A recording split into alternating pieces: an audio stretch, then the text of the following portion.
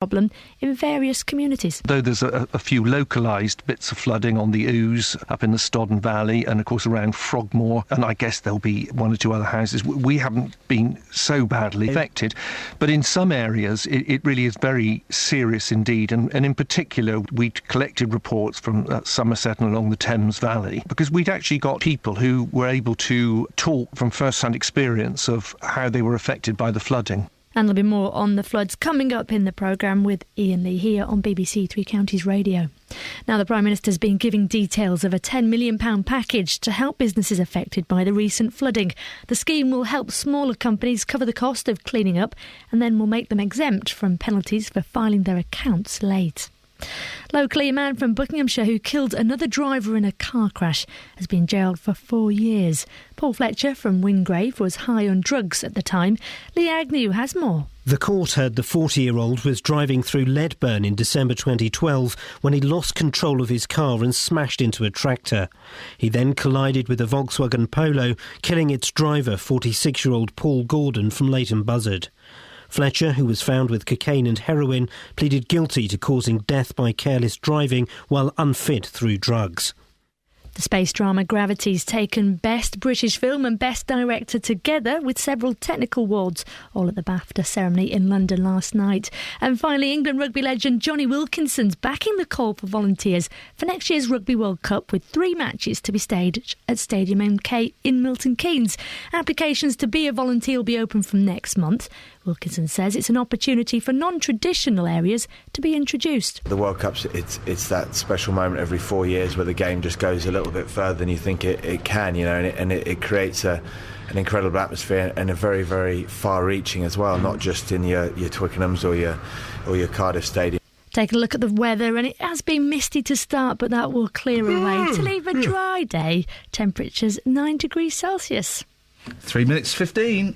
You're over, I'm just saying. Listen, people have left me lots of long, nice clips for you. Your job is to cut it down. Get the latest news and sport online at bbc.co.uk/3 counties. About time.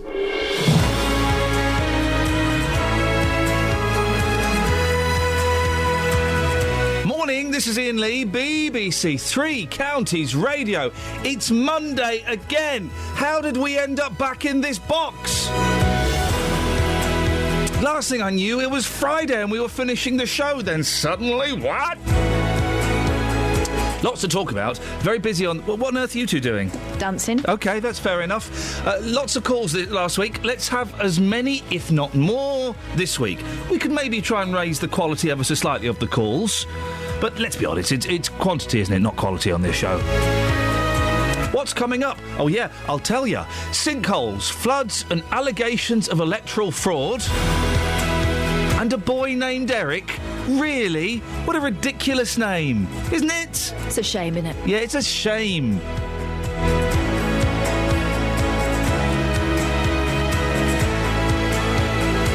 If you want to get in touch, facebook.com/BBC3CR. You can send me a text, 81333, start your text 3CR, or you can give me a call, 08459 455 555. Across beds, hearts and bucks. This is BBC Three Counties Radio. Before we start, ladies and gentlemen, I know you've all been missing him. Well, he's back. Ladies and gentlemen, it's the J-Dog himself, Mr. Dizzle, Justin Dealey. Good morning, boss. Hey, you've had a lovely nut cut. Yeah, thank you very much. That's what you do when you have a week off. You go and get a nice nut cut. You look so beautiful. Oh, thank you. Lovely, nice brown coat as well. Yeah, thank you. Really, you are really working it today. Thank you. Not looking too bad yourself. Did you have a nice time off? Yes, very nice, thank you. Very nice. A bit of relaxation. Now, listen, last week you missed 80s Macca week. I know, I heard about it. I saw the tweets to Macca himself. It was exciting stuff. He must. I think he's got problems with his Wi-Fi because he maybe he wasn't getting my tweets as he didn't call in. But we played some great songs. No More Lonely Nights. We played the Frog Chorus, and then we played this song. Okay, we're going to play this song again. This has kind of been. Well, I think we should adopt this as the theme tune to the show. What's the song? My brave.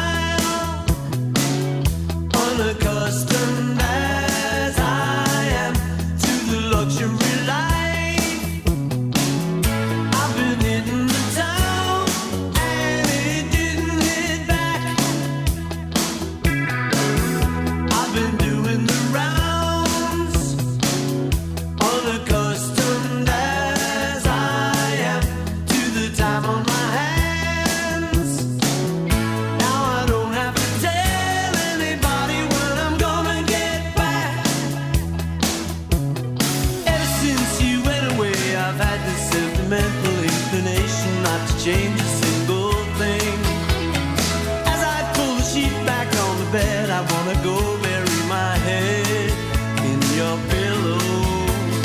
Now that I'm alone again, I can't stop breaking down again. Simplest things set me off again. Take me to that place where I can find my brave face, where I can find my brave face, my brave, my brave, my brave face,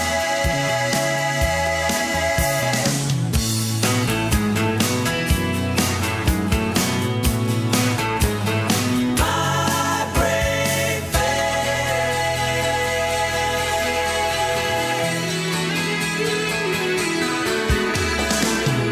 I've been living the night, unaccustomed as I am to the work of a housewife. I've been breaking up dirty dishes and been throwing them away. Ever since you left, I've been trying to compose it, baby. Will you please come home? Note meant for you. As I clear away another untouched TV dinner from the table, I'll lay for two. Now that I'm alone again, I can't stop breaking down again. The simplest things set me off again. Take me to that place where I can find my brave face, where I can find my brave face, my brave, my brave, my brave face,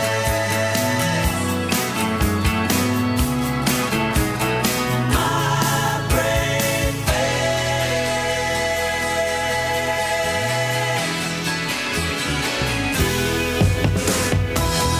Across beds, hearts and bucks. This is Chetan Partuk. BBC Three Counties Radio. What a tune, Justin. What a tune. Isn't it great? Fabulous. What happened to temporary secretary? What happened to that one? That got vetoed. That What? got vetoed. I know. Classic. It's a good song, isn't it? Yeah, we're ahead of its time. We'll have. It's still ahead of its time. 25 years later, we'll have more. But anyway, listen, we've got you on for something very, very important. Weather, wild weather, strong winds, heavy rain on Friday and Saturday, and staying at home was not an option for some neighbours living on 1 Hemel Hempstead Street after a sinkhole opened on Saturday morning, forcing them to evacuate. People living in Oak Ridge Gardens told our reporter they've been complaining of subsidence or subsidence for weeks before the 35-foot wide hole and 25-foot deep crater appeared. Justin, you've been following events over the weekend. What happened and who have you been talking to? Well, on Saturday morning it was absolute chaos. People have been evacuated. It was a miracle, to be quite honest, that nobody was seriously injured there. I was talking to Carla Rans. Now, she lives in Oak Ridge Gardens in Hemel, and she said for weeks she knew that something wasn't quite right. Been going on a long time. This has been going on for about 6 weeks. I've had a lot of problems with my house since the 4th of January. I've had a lot of movement, subsidence. I've had insurance investigators around my house. They had to demolish my porch, as you can see. There's nothing left to the front of my house because for safety reasons they had to take it down. And that's just where it's been. They've been going through their insurance because nobody wants to take blame for it. So it's been a bit between the water company, Jarvis Builders and Hightown. They did say they thought it was a water problem underneath that's caused my house to subside. So what's the situation now? Because your house is cordoned off. Are you allowed to go back in to get any of your property at all? I'm not allowed in at all. I've got nothing. At 7:30 they told me to get out. I asked if I could grab some stuff and how long I had, and he said, you haven't. I want you to get out now because of the gas. So I woke the children up. They're still in their pyjamas. I wasn't allowed my car. I couldn't get my car out, so I had to ring my father-in-law to pick me up. And I've got nothing. I did come back about 2 hours ago because my daughter's got a kidney problem and her medication was in the fridge. So I said to them, please, I need to have that. It's really important. He took my keys. The police officer took my keys. He went in and got it for me and said I'm not allowed in. And they're not saying to you at all when you're likely to get back into your property? No news at all? No news at all, though. They said a guy who rung me from the out-of-hours housing people said that he said it was going to be days. But, I mean, I don't know. I don't actually know. I'm very upset. haven't felt safe in there for quite some weeks since I first noticed the movement of the house, and I've got a lot of pictures on my phone, comparison pictures, to show them how bad it has got. There's been a lot more movement lately underneath because of my pathway has lifted right up now. And last night when I came home, I noticed that my flooring in my house had started to move. It felt really bouncy, and it's not been like that before. You don't want a bouncy floor in your house. That's Justin Dealey there speaking to one of the residents in Oakridge Gardens who woke up to find a huge sinkhole. Well, we had nice weather at the weekend. And for some of us, we got to go out and play in the garden. For others, it was a chance to start clearing out the damage to homes that had been flooded over the previous weeks. Well, Chris Woodward's house is one of the 30 such properties in Puckeridge, East Hertfordshire. He joins me now. Good morning, Chris. Good morning. Chris, now, last time we spoke, you had several inches of water in your house and you'd been forced into a hotel. What's the latest? Well, we had no water. That's gone. But we're still in the hotel. Oh, dear. What's the state of your house? Have you been back to have a look? Yeah, we've sort of been making regular visits back. Over this weekend, Saturday and Sunday, the company who were doing the clearance came in and brought various skips and basically have cleared the whole of the downstairs of the house is now non-existent anymore. That must be a very depressing sight.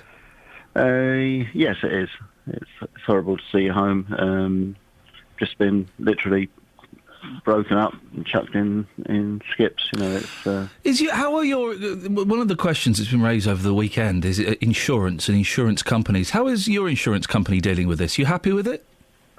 So far, yes. I mean, they've been very good. We had 2 assessors down last week. The buildings and the contents.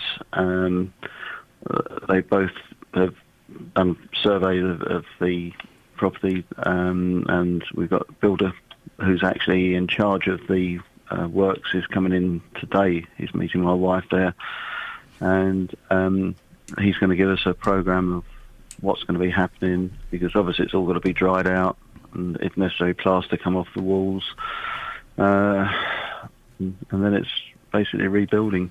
Any idea when it'll be done? They haven't got any real idea, but they're saying anything 5-6 months. That sort of time. 5-6 months. Yeah. I'll be honest, Chris. When we've spoken a couple of times about this. You've sounded kind of vaguely upbeat about the whole thing, but today you sound it sounds like it's really hit you. Yeah, I mean, over the last week, it every time you go to the house, it just seems to get worse. I mean, they're getting there. Don't get me wrong. It's going to take time, and we will eventually get back in and get our house back to how it was before. I mean, if you look at the news and you see people down in Somerset and everything, they're in a lot worse off than we are. Chris, again, I appreciate your time. Thank you for talking to us. We'll catch up with you soon. Chris Woodward, who we've spoken to a couple of times. He's in Puckeridge, East Hertfordshire, and, it could be 5 or 6 months before his house is back to normal. Wow. Have you been affected by the storms, by the floods, by the sinkholes? Is this the... Isn't this in Revelations or something? Isn't this the sign of the second coming? Are we all doomed? 08459 455 555. Are we all doomed? Call me now. Travel news for beds, cards and bugs. BBC Three Counties Radio. The M11 southbound is partially blocked after an accident between junction 9 for Saffron Walden and 8 for Bishop Stortford. Very foggy in the area, so drivers are struggling to see the accident there. Generally, it is a very foggy morning on the cameras, and we have still got some problems left over from flooding. In Watford, the Exchange Road westbound has a lane closed around the High Street, and also in Feldon, Longcroft Lane is closed. I'm Alice Glossop, BBC Three Counties Radio. Thank you very much, Alice. 6:16, it's Monday the 17th of February. I'm Iain Lee. These are your headlines on BBC Three Counties Radio. Investigations are continuing into why a large sinkhole, thought to be 20 feet deep, suddenly appeared in a Hemel Hempstead street. Engineers have been working through the night to restore electricity to tens of thousands of homes and businesses cut off in the storms. And Luton Town extended their unbeaten run to 22 games after thumping Hereford 7-0. Oh. 08459 455 555. BBC Three Counties Radio.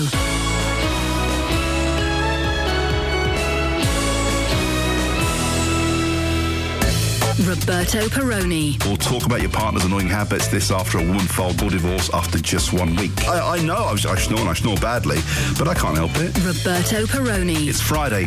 Why am I even bothering to go to work today? You've got to. You never know when a donut board suddenly appears in front of you and you've got to dive in. You need a lot of love, a bit of patience to keep a relationship going. Sometimes you have to turn a blind eye. Roberto Perrone. Weekdays from 3 on BBC Three Counties Radio.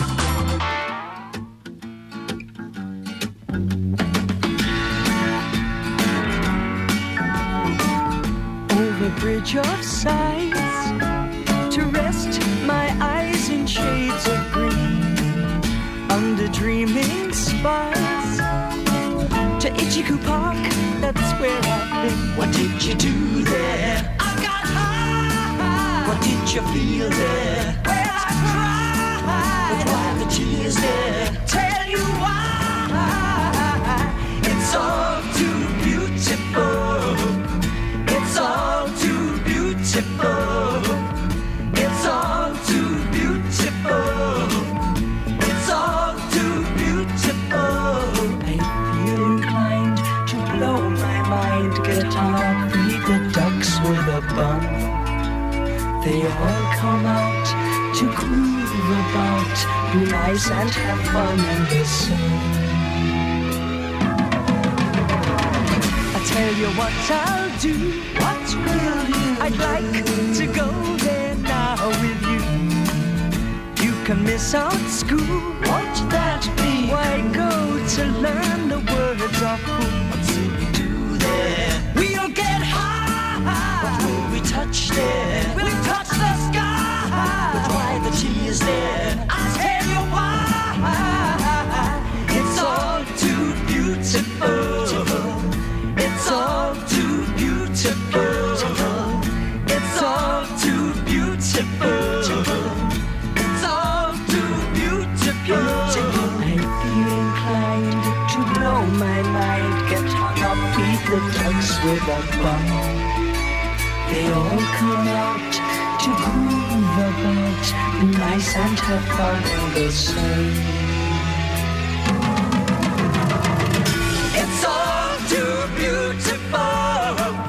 It's all too beautiful. It's all too beautiful. Ha!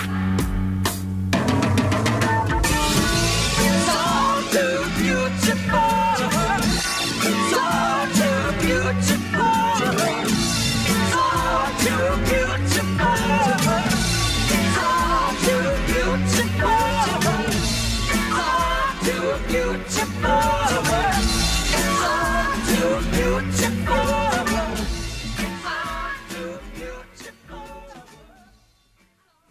08459 455 555 is the telephone number if you want to give us a call. Now, here's a story.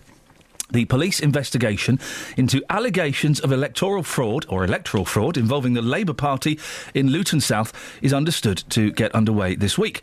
The BBC understands that the allegations relate to the 2011 local elections in Luton. Well, our political reporter Paul Scoynes has been investigating. Paul, what's happened today? What's going on? Well, Friday we got a statement saying that Bedfordshire Police officers met with Labour Party representatives at Luton Police Station last week to discuss allegations relating to electoral fraud, and the allegations are historical, relating to postal voting. Now, Iain, officers then, when we were advised, would investigate the matter to see if there'd been any offences. Now, I think that the allegations relate to the 2011 local elections. I don't just think, I've been told that. But sources in the party say that the police investigation may also discover that the practice was going on for several years beforehand. Now, the allegations emerged after two party members approached the National Party with these concerns, and they were told then to contact the police. The allegations are being investigated in the first stage by the head of CID. Apparently that's the natural way of doing things, and I believe that the investigation starts this week. Now, we talked about vote packing, didn't we, in various Labour councils last week or the week before. This isn't connected, is it? Yeah, we spoke before about the allegations that certain people within the party in Luton had taken part in something called membership packing, which is effectively filling the local branch memberships with people they know in order to, it is alleged, to make sure that their candidates were put forward for the local elections. This is different. This is about actual elections and the actual elections that people vote in across the town. There are several investigations into the Labour Party. A fortnight ago or so we talked about those membership packings, and then of course just a month ago the party suspended 2 local members who'd allegedly posted inappropriate images on Facebook. A police spokesman said that this investigation isn't connected to those 2 events. Now, I am led to believe that there was, or at least an attempt to have a meeting with senior Labour officials in Luton over the weekend. I don't know if that's at least happened yet, or is it being scheduled.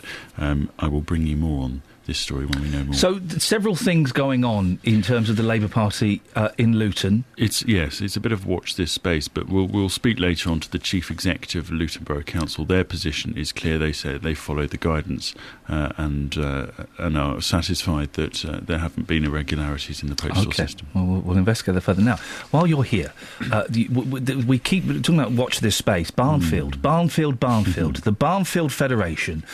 We're waiting for, what is it, 2 reports, 3 reports? 2 reports. There's one investigation, which is, so there's two official reports. Yep. One by the Department for Education and one by the Department for Business. And we're in here at BBC Three Counties Radio, we're in a constant state of hovering, waiting to hit the Barnfield button, waiting for these reports to be officially released. They haven't yet, but something happened on Friday that's connected with Barnfield, didn't it? Because something quite big. Late on Friday, I had a call from some former members of staff within the organisation who said that they'd heard rumours from colleagues that Sandy Upper School, which was one of the schools due to be converted into a Barnfield Academy, there were 3. There fell to 2 after one of the schools pulled out. And the rumours were that another had pulled out. It wasn't quite that. What had happened was that the government had told Sandy Upper School that Barnfield would not be the sponsor. So each academy, wherever you are in the country, has a sponsor. Barnfield sponsors around, I think it's 6 or 7 in Bedfordshire. And was expecting to have at least probably, I think, 10 by the end of last year. Everything was on hold because of these reports. And Sandy Upper was one of it was so far advanced. I mean, it was pretty much called Barnfield Sandy Academy. The kids all had uniforms with Barnfield over it. It was a Barnfield school in all but, a rubber stamp. And on Friday, we got the news that this letter, which you were... yes, the parent emailed me a copy of the letter, so thank you very much to that person. That was a letter sent to parents on Friday from the governors that said in that sort of email, it went via email, saying that the government had stopped the move, long discussions resulting in Barnfield being withdrawn as a sponsor. It's the Department of Education have advised that the Barnfield Federation has been withdrawn. Yeah, and that also confirms that funding's in place for the rest of the school year, so it won't close. They have 2 options now. It will either be taken over by another academy sponsor or it will remain in local authority control. What the governors say in that letter, Ian, is that they want to keep the management team in place at the moment, particularly the head teacher. And indeed, under that head teacher, the school has made some progress. It is or technically was in special measures, which is known as being inadequate. But this came out quite late on Friday. Parents weren't really sure. They were contacting me on social media saying what's going on. And when we spoke to the local education authority, which is Central Bedfordshire Council, they instantly referred all of our calls to the Department for Education. So a suggestion that they knew this was coming. And the official reports, when? Who knows? We've pulled this story about 3 times now. I'm expecting it imminently. I mean, we know it's written. We know that the Further Education Commissioner, who is the man in charge of deciding what happens when these sort of reports are published, he has made his report. It has gone to the Minister. This feels now that there is an element of people getting their sort of ducks in line, if you like, and making sure that they know what to say when the report comes out. I have a feeling in the next 24 hours we'll know a bit more about whether or not this is going to happen anytime sooner, because there is a development which is breaking on that. So we shall watch this space, I'm afraid. Thank you very much indeed. indeed. Watch this space, but that's all we can do. It's literally all we can do. Paul, thank you very much. 08459 You're a fan of Neil Diamond? My mother went to see him, yeah. Well, then in that case, I'll shut up and we'll listen, shall we? Does that mean you're a fan, though? Or Guado.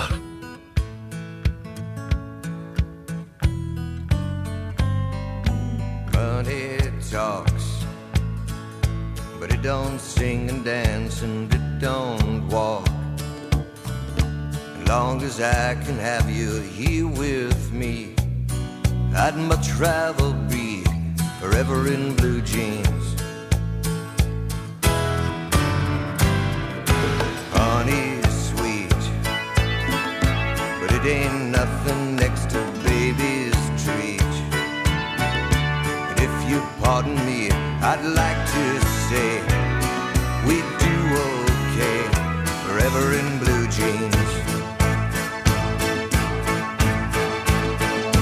Baby, tonight, by the fire, all alone, you and I.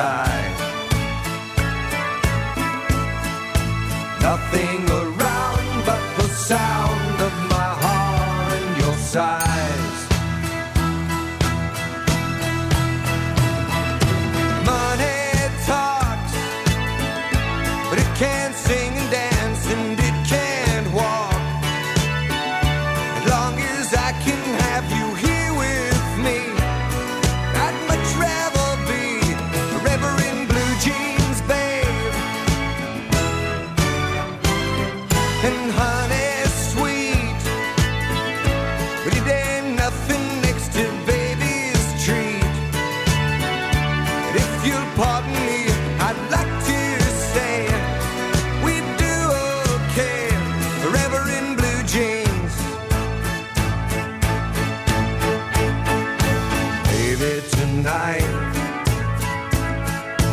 Baby, tonight, by the fire, all alone, you and I.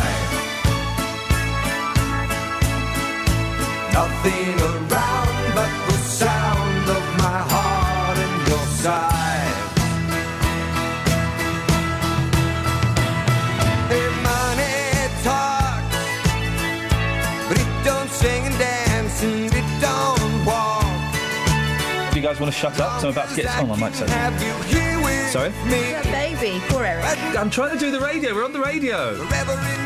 Morning, this is Iain Lee, BBC Three Counties Radio. Coming up after the travel, it's what is literally nobody's highlight of the show. It's the newspapers with me, with her, Yeah. and with him. Available. Oh, for goodness sakes. Travel news for beds, cards and bugs. BBC Three Counties Radio. The M11 southbound is partially blocked between junction 9 for Saffron Walden and 8 for Bishop Stortford after an accident. Extremely foggy in the area and people are struggling to see the accident site up ahead. In Bricketwood, the North Orbital also looking heavy at the M25 junction 21A roundabout. Between Bourne End and Cookham, Ferry Lane is closed because of flooding and public transport has no reported problems. I'm Alice Glossop, BBC Three Counties Radio. Across beds, hearts and bugs. This is BBC Three Counties Radio.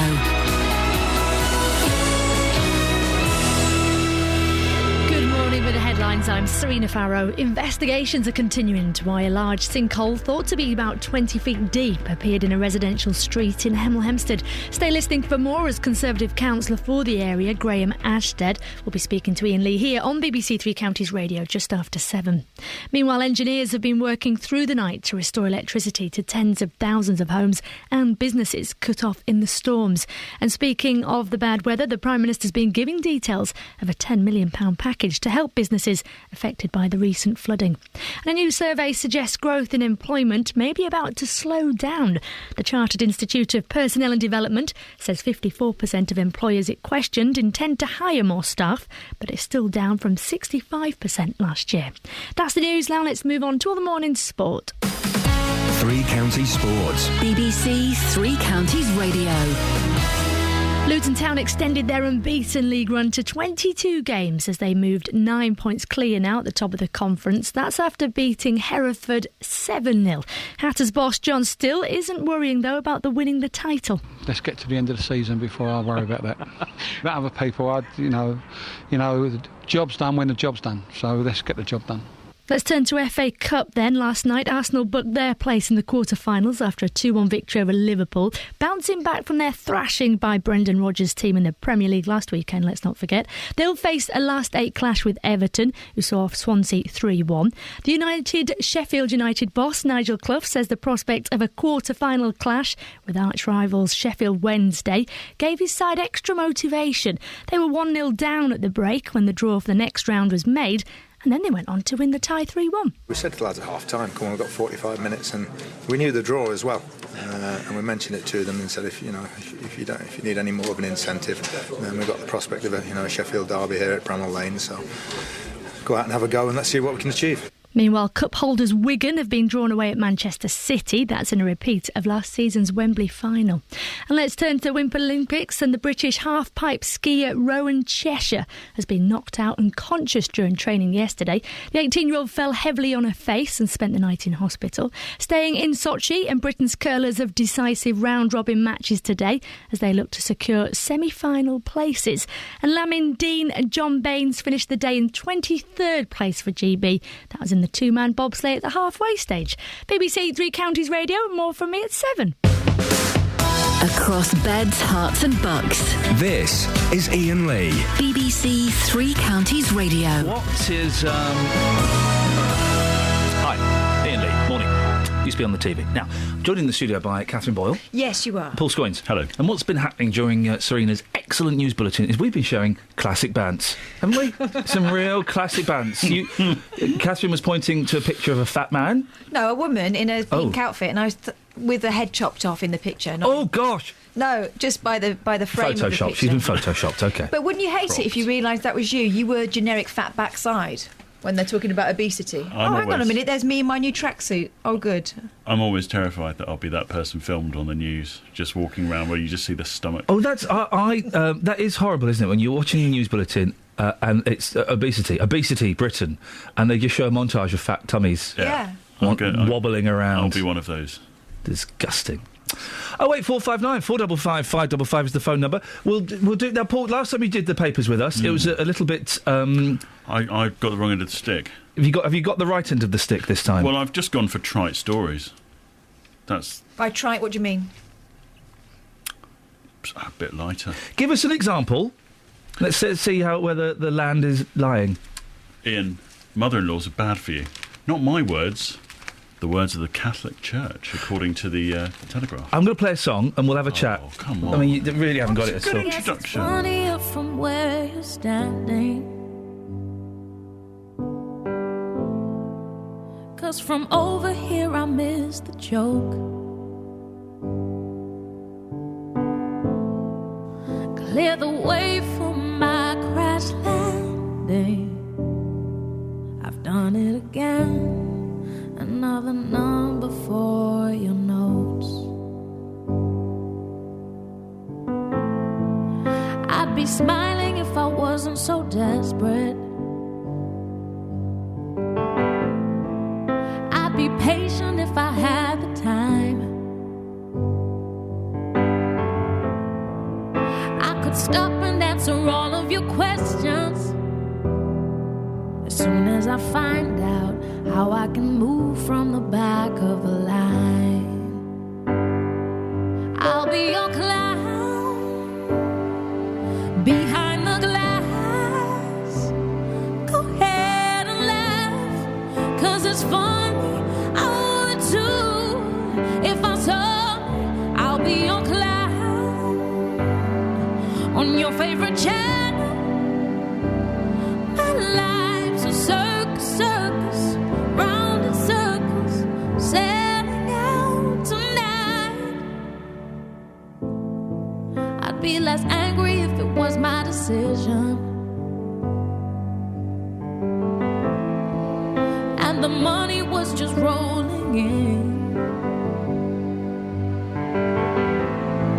If I had more than my ambition, I'll have time for please, I'll have time for thank you as soon as I win. I'll be your clown behind the glass. Go ahead and laugh, 'cause it's funny. I would too if I saw. I'll be your clown on your favorite channel. My life's a circus, circus, round in circles, sailing out tonight. From a distance, my choice is simple. From a distance, I can entertain. So you can see me. I put makeup on my face, but there's no way you can feel it from so far away. I'll be your clown behind the glass. Go ahead and laugh, 'cause it's funny. I would too if I saw me. I'll be your clown on your favorite channel. My life's a circus, circus, round in circles. I'm setting out tonight.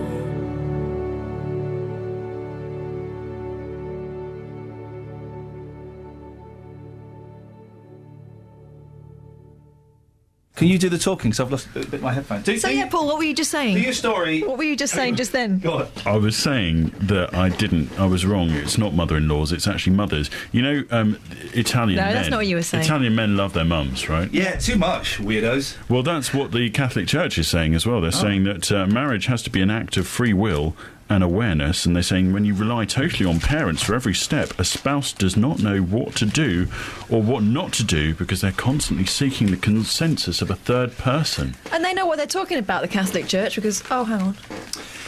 Well, they know about relationships. Don't worry, listener. Do they? Listener, I'm a professional. I can still save this newspaper review. There's a pill to keep you slim and fend off the effects of age, according to the Daily Express. I'll tell you what, there isn't. Is that the end? Is that it? That's what you do with these? That's it. That's what you got to do. Besides, I can take it further. Oh. Scientists are working on a pill that can help people lose weight, avoid diabetes, and even hold off the effects of old age. No, they're not. It won't happen. It's nonsense. Boom. Black and white photographs of a baby. Oh, it's so beautiful, baby. It's cute. It's so fresh its ears have not quite popped back into I bet shape. it's got a wonderful name, hasn't it? He's called Eric. Huh? It's Simon Cowell's baby, Eric Cowell, Oh, for goodness sake. named after his dad. We did old people's names on young people last week. Yeah, but Eric is something else, isn't Eric is surely a name that should be extinct. Why? What? Huh? Why? Because it's a really old man's boring names. Or should kids be called, like, I don't know, Xanthor now, or Zenon, or something? Xanthor? Zenog is a great name. These are the twins, Zenog and Xanthor. We've been playing a lot of Boom Blocks. But Eric is is a dead name. It's like Latin. It's pointless. It serves no purpose. No one speaks Eric anymore. If you wanted to pay tribute to a father who's passed away, a la Mr. Cowell, put it in a middle name so that no one ever needs to know. Not as a first name. I imagine Oscar season on at the moment and award season. I imagine you'll see a rash of children girls, especially, called Philomena in the next 6 months, I think. What, because of that boring film with Steve Coogan and that woman in about the baby? It's going to do extremely well in the Oscars. You're not going to see anyone called Philomena. They will, and they'll shorten it to Philly. What? Will happen. I did see a little girl who was she's lucky that she's good looking, because I think that you can get away with an awful lot. Can't you good-looking. just? But she was called Sydney. A little girl I heard called in the play part the other day. What, like after Sid James? Yeah, probably. It's ridiculous. I think it might have been like Sydney. I think they spell it different. Have a guess, Paul, where John Travolta's favourite place in the world is. Salt Lake City. Luton Airport. No, I don't know. Is it Luton Airport? It's Luton Airport. Not exactly his favourite place in the world. I've exaggerated for effect. I've drawn the listener in, and now I'm spitting in their ear. This is according to the Daily Express Day and Night section. Written. It takes 3 people to write this tosh. Lizzie Catt, Jack Teague and Lisa Higgins. You should be ashamed of yourselves. It's not exactly renowned as a glamorous location, but Hollywood star John Travolta has revealed his love for Luton Airport. The actor, 59, has admitted his affection for the Bedfordshire hub, which became the butt of jokes in the classic 1970s Campari ads with Lorraine Chase. I like Luton. I like Luton. How does he speak? How does John Travolta speak? What's his voice? Hey, I like Luton. I do like Luton. Last time I was in England, I went to Luton. That's a good airport, man. John Travolta. It's uncanny, isn't it? It really is. Paul's got one. I've got one here. Fictional Buckinghamshire death trap Midsummer is responsible for creating a bad image of murder. According to researchers here. Murder has quite a bad image anyway. Well, no, but the concern is that the public may... This is the report from the University of Edinburgh saying that concern has been expressed the public may be given a misleading impression of homicide. And that could be having because, you know, of all the ridiculous deaths that have been, but it could be having a negative impact on the public awareness messages, including things, you know, like knife crime, that kind of stuff. What? That's... for good. What Midsummer Murders is meaning when we're having a negative impact on knife crime awareness? It's having undermining public health messages aimed at reducing violence. Oh, for God's sakes. You utter idiots. You utter idiots. How many murders have there been in Midsummer? Anyone? 432. A bit less. 369? 217. Ooh. Compared with 55 murders in the entire country of Scotland. Wowzers. There we are. Got some bad news. Oh, no. Splash out. What does that mean? I'll explain. This is from The Sun, TV Biz, with Colin Robertson. Tom Daley's show Splash is facing the axe after ratings plummeted by 2 million viewers. Saturday night's final saw diversity star Perry Keeley. Is he the young lad? Littlin. He's 18, though. No. Yeah. Is he really? Yeah. I once met him in another one. We were filming an advert for something. Ashley Banjo. Why They're not? the only ones who ever get out. Why not? And I recognised them, and I got all excited. I don't know why I got excited. It's only diversity. It's like that, there's flips and stuff. And I saw them. I didn't have anything to say to them, so I went, all right, guys, I'm a really big fan of diversity. I couldn't care less about diversity. The dance troupe, not the actual racial integration, that I do care a lot about. But I got a little bit overexcited about them. And they didn't quite know how to handle me. Anyway, the series has been scrapped. Oh. Hey, bored of selfies, try Petsy. Oh, hang on, this sounds like a lot of fun. It's not what you think. Forget the selfie. Apparently, the Petsy is taking social media by storm. Are you listening, Justin? Are you listening? We're nearly 2/3 of pet owners sharing more photos of their furry friend than their human friends, according to research. Fun research times. in quote marks. Kelly Betts, you've heard the paper review there with additional guest Paul Scoynes. Would you like to rate each one of us out of 10, please? Starting with me. 10. Thank you. Wowzers. Catherine Boyle next. 10. Yes. 10 out of 10. Get in. Paul Scoynes. 4. Oh. Well, harsh but fair. Where do you think he could improve? I think he could give less information and sound more enthusiastic. Paul? Wow. What would you like to say to the judges? That is a pretty... Again, too much information and you're not sounding enthusiastic. Hey, better. Travel news for beds, cards and bugs. BBC Three Counties Radio. The M11 southbound is closed between junction 10 for Duxford and 8 for Bishop Stortford after an accident. Queues on the approach there and traffic's trapped inside the closure at the moment. On the M25 anti-clockwise also closed at junction 23 for the A1M after an accident. Queues are going back to Potter's Bar at the moment. On the speed sensors, the M1 southbound struggling at junction 10 for Luton Airport. Public transport has no reported problems. I'm Alice Glossop, BBC Three Counties Radio. How are you, Alice? 6:46, it's Monday the 17th of February. I'm Iain Lee. These are your headlines on BBC Three Counties Radio. Residents say they were complaining about subsidence for a number of weeks before a sinkhole opened up in Hemel Hempstead. 4 teenagers will go on trial today, charged with the murder of a Kempston man. And in sport, Arsenal beat Liverpool 2-1 to reach the FA Cup quarter-finals. They'll face Everton, who saw off Swansea 3-1 last night. Wow! Goals. 08459 455 555 is our telephone number, but hush, speak not a word, for here comes the weather with Elizabeth. Beds, Herts and Bucks weather. BBC Three Counties Radio. Hello, very good morning to you. It's much better weather news for this week. That's the good news anyway. No storms in the forecast. Having said that, it's not going to be completely dry. There will be some outbreaks of rain at times, but nothing too significant and no strong winds either. Now, we do have some patches of mist and fog out there at the moment this morning, so some of them quite dense in places, so do watch out for that through the course of the morning. It's quite chilly in some places as well, but most of our temperatures sort of 3-4 degrees Celsius at the moment. Always the risk of seeing a few outbreaks of light patchy rain and drizzle through the course of this morning, but many places getting off to a dry start, and there'll even be a little bit of brightness here and there as we head into the afternoon as well. So I think the worst of any rainfall that we'll see this morning is just going to be a little bit of drizzle at times. That's probably all we'll see until we get to this evening. Top temperatures today will be up to around 9 or 10 degrees Celsius, 50 in Fahrenheit. Now, for this evening, then through the course of the rush hour, we're going to see more rain spread in from the west, but again, nothing too significant. The odd heavy burst at times, perhaps here and there, but most of it tending to be quite light and patchy. And then that will clear as we head through the course of the night. It's going to be a fairly mild night to come underneath all the cloud. Temperatures down to around 6 or 7 degrees. And then tomorrow, some good spells of brightness and sunshine. Also 1 or 2 sharp showers. Again, quite heavy in places. The odd rumble or 2 of thunder. A little bit of hail at times as well. But a nice dry day on Wednesday. And then turning wet and windy, but fairly moderate compared to last week by the time we get to Thursday. That's the forecast, Iain.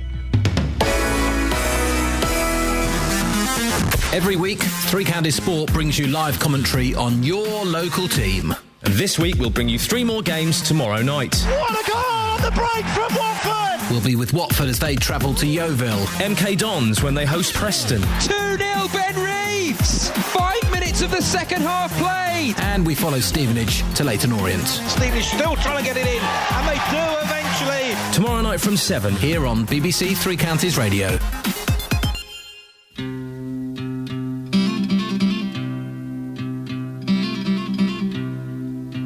A winter's day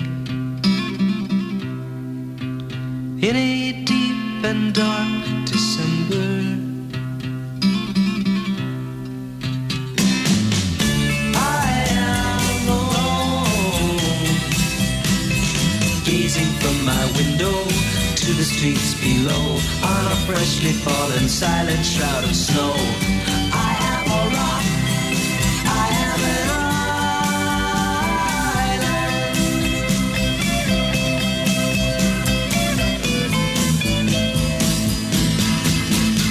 built walls, a fortress deep and mighty, that none may penetrate. I have no need of friendship. Friendship causes pain. It's laughter and it's loving I disdain. I am a rock, I am an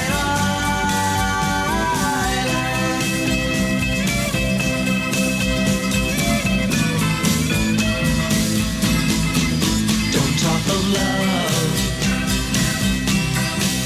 Well, I've heard the word before.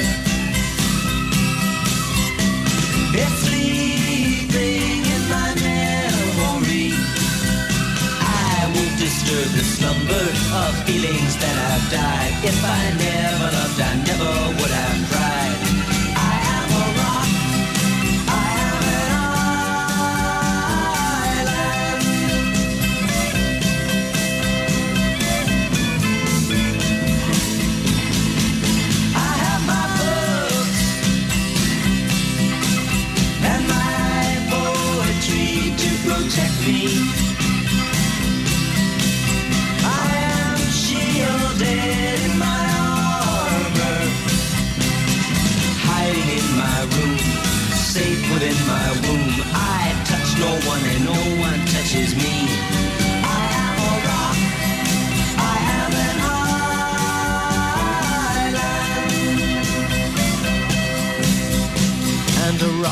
feels no pain, and an island never cries.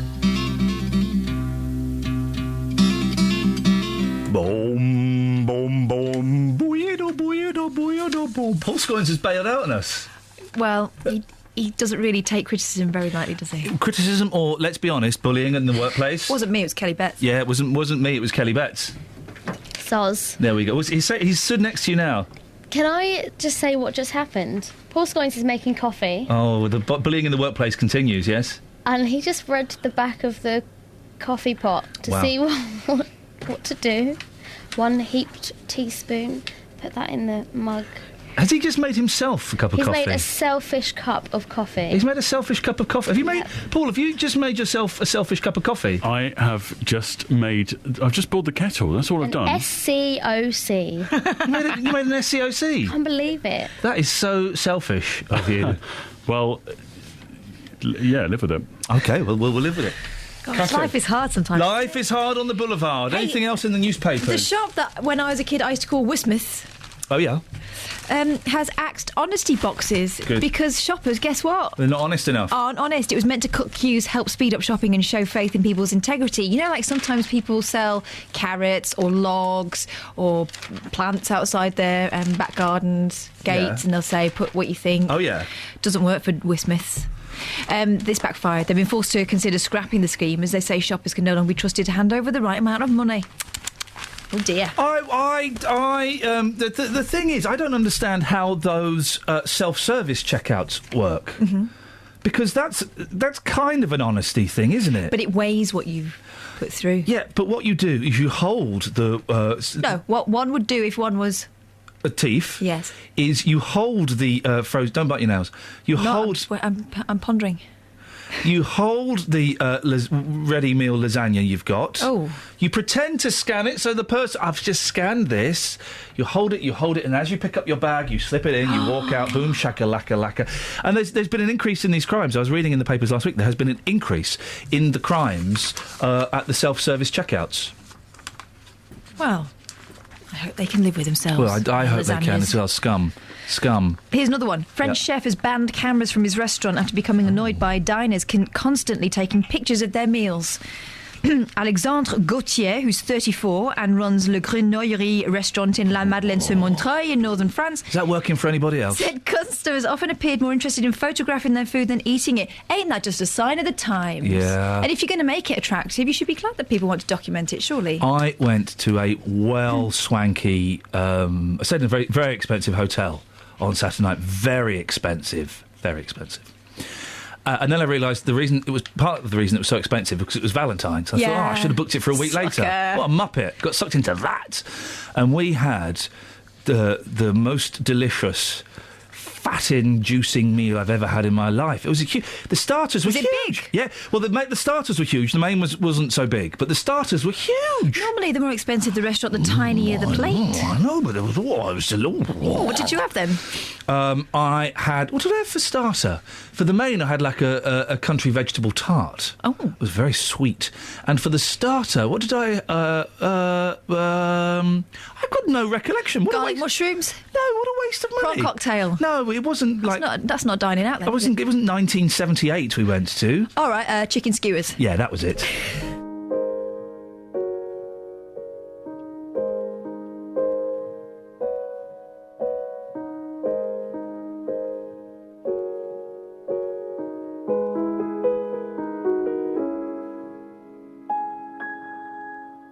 You're tired, man unseen. You don't think life comes in between.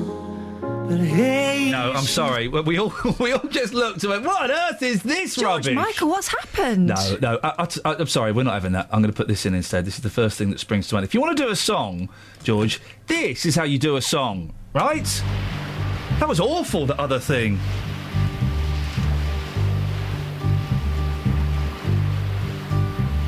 Sitting in the morning sun, I'll be sitting when the evening comes, watching the ships roll in, and then I'll watch them roll away again. Yeah, I'm sitting sitting on the dock of the bay, watching the tide roll away.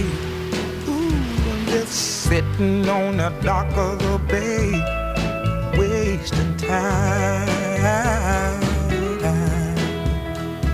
I left my home in Georgia, headed for the Frisco Bay, 'cause I've had nothing to live for, and look like nothing's gonna come my way.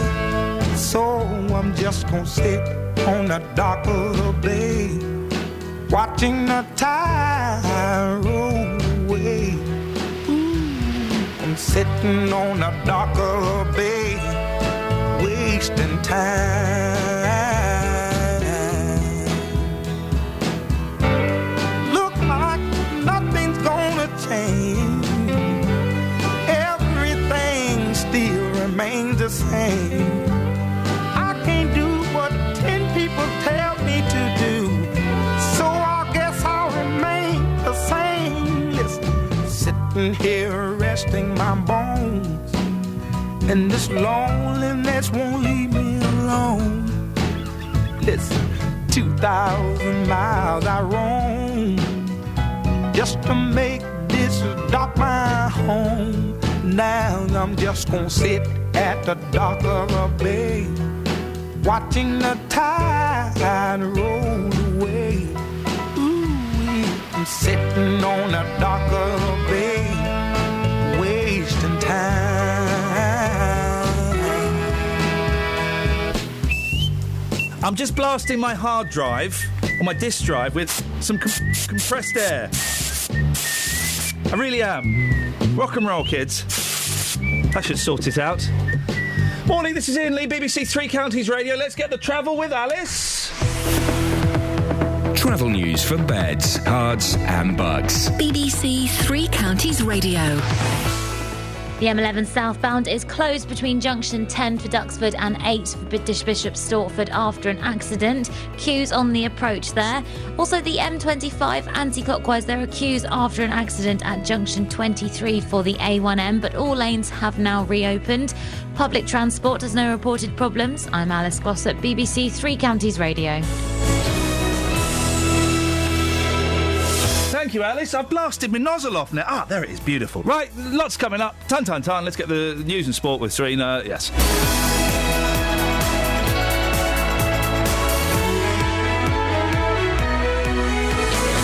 Local and vocal across beds, hearts and bucks. This is BBC Three Counties Radio.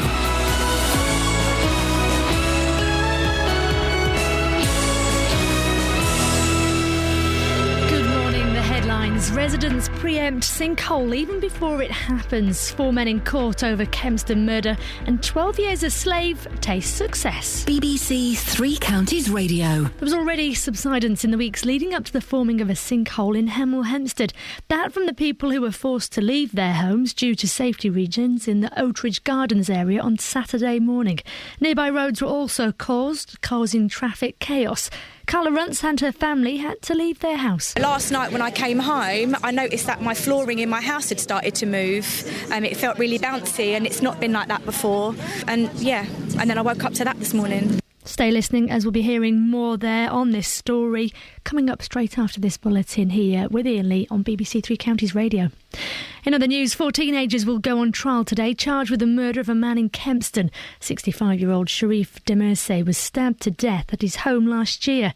Carol Abercrombie has the details. 19-year-old Courtney Glynn from Kempston, along with 2 17-year-old boys and a 15-year-old, have all pleaded not guilty to murder.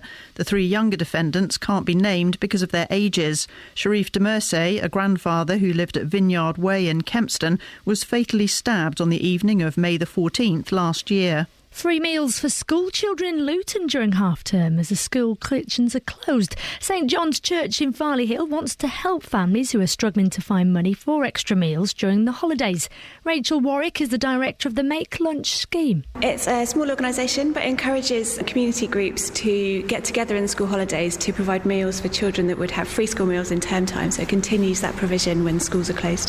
Scotland's First Minister Alex Salmond will today fight back against claims that an independent Scotland wouldn't be able to use the pound. His speech to business leaders will be used to deconstruct arguments put forward last week by the Chancellor. Now, scientists have developed a new generation of intelligent robots which are modelled on the movement and behaviour of animals. Researchers at the American Association for the Advancement of Science say robots of the future will be more like small animals rather than the humanoids portrayed in science fiction. And of course, it was the BAFTAs last night, and the Best Picture award went to 12 Years a Slave, the harrowing true story of a man sold into slavery. Collecting the award, the film's director Steve McQueen says slavery wasn't always about the past, though. There are 21 million people in slavery as we sit here. 21 million people. I just hope that 150 years from now, our ambivalence will not allow another filmmaker to make this film. He was tapping a table there, that wasn't me. And sport now, Luton Town extended their unbeaten run to 22 games after thumping Hereford 7-0. They moved 9 points clear at the top of the conference. Weather then, it's been misty, but that will then dry off to leave a pretty clear day. Temperatures 9 degrees Celsius. Get the latest news and sports online at bbc.co.uk/3counties.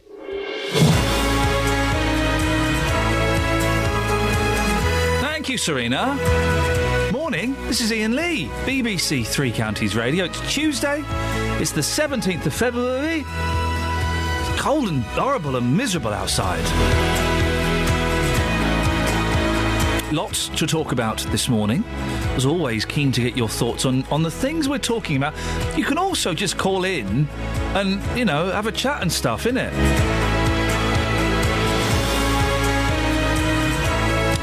Let's give you some of the things we're talking about today. Sinkholes, floods, and allegations of electoral fraud. And Simon Cowell has named his son Eric. Can we find any Erics living in beds, hearts and bucks this morning? I'd be very surprised if there were any under the age of 68. We talked about old people's names last week, but they don't come much older than Eric. If you want to take part in the show, facebook.com/BBC3CR. You can send me a text, 81333. Start your text 3CR, or give me a phone call, 08459 455 555. Across beds, hearts and bucks. This is BBC Three Counties Radio. Can we find any Erics in the Three Counties, beds, hearts and bucks? And can we find any Erics under the age of 68? It's an old man's name. Front page of The Sun. Pop's idol. First picks, side tells of pride. Proud dad Simon Cowell clutches son Eric in a touching first picture of his baby. The music boss, 54, also posted a photo of lover Lauren Silverman, 36, with Eric 2 days after giving birth. Simon said, "I never knew how much love I would feel." Eric, though, I mean, it's a terribly old-fashioned name, isn't it? Would you really give your son the name? It's in tribute to Simon Cowell's deceased dad, so that's kind of nice, but if it's a stinky name, put it in the middle. Make it as a middle name. My dad's name was Malcolm. I'm not going to call any of my kids Malcolm. Blimey, what a terrible name. Terrible name. 08459 455 555. Can we find anybody in beds, hearts and bucks who has the name Eric? And can we find anybody under the age of 68 who has the name Eric? Now, we've had another weekend of wild weather with strong winds and heavy rain on Friday and Saturday doing their best to keep us indoors. Staying at home was not an option for residents of Hemel Hempstead's Oakridge Gardens, though, when a sinkhole 35 feet wide and 25 feet deep opened on Saturday morning, forcing them to evacuate. Well, our reporter Justin Dealey has been at the scene. So, Graham, we're standing, about 20 yards away from this sinkhole. The area's still cordoned off. There's a police presence here. When are the residents likely to be able to return to their homes? Well, my understanding is that some of the residents in the street already have returned to their homes. As for the ones who are immediately affected, that will depend on the ground experts, which are due on site today.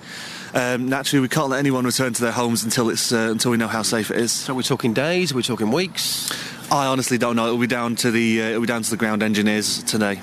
I arrived here on Saturday just after midday. You were here from quite early on Saturday morning. A scene of absolute chaos, really. It was, obviously at the time, the main priority we had on Saturday was the gas. There was the very severe risk there. We had to get that sorted out first. Once that was done, other procedures could be put in place.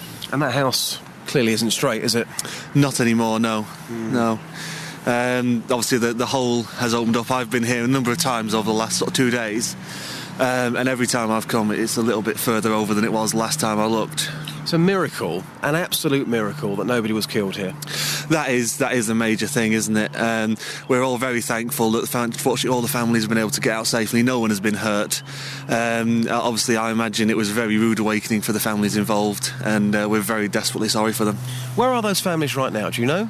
They've all been put up in temporary accommodation, some of them in hotels, some of them with friends and family, and as I said, some of them have also returned by now as well. Now, I've been talking to residents. They say to me they've been experiencing problems here with subsidence, and even last week surveyors were here looking at these properties. Can you confirm that for us?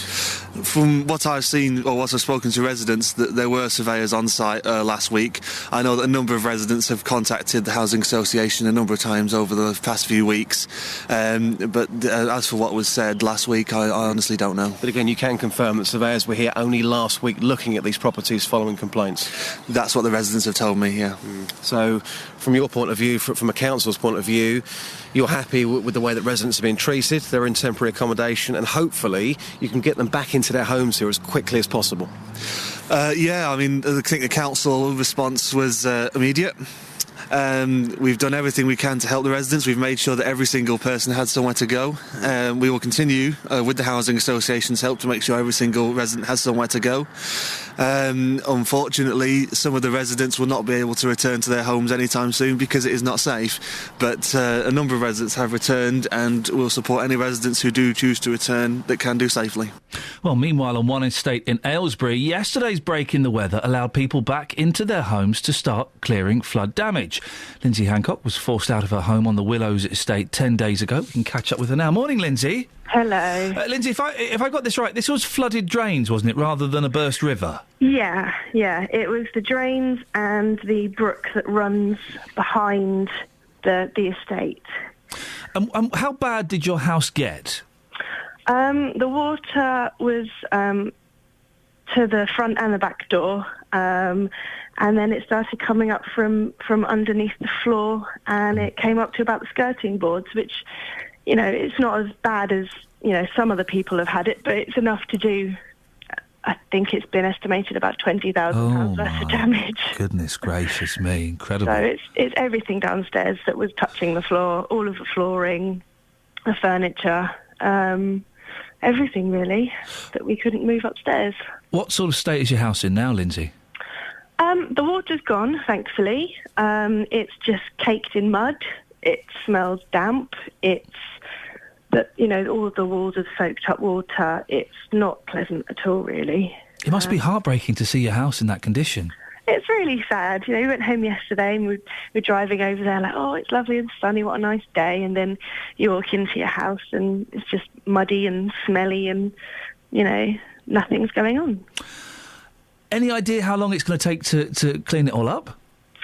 No. We're still waiting for the insurers to get back to us and give us the go-ahead to start work. But it could take up to 3 weeks to get the subflooring dry, and then we're going to have to put everything back in and redecorate, and, you know, it could be months. How have the insurers been? Are they being helpful? No. Oh. In a word. Why not? What's going wrong? Obviously, due to the volume of calls they're getting, we had someone come out on the Monday, and we thought, fab, you know, that's really quick. They're going to get things sorted. And since then, we've just been told, you've got to wait. We've got to wait for the underwriters. They haven't told us yes, and we can't do anything until they've said yes. Oh, I'd be on the phone every hour saying, any progress? We're phoning every day, and, I bet. you know, they're getting more and more irate, and it's like, but this is our house. Hang on, they're getting irate with you? Yeah, we've told you, we'll phone you back. Oh. Okay, but we are homeless, and you don't seem to be doing anything. Oh, Lindsay, no, don't.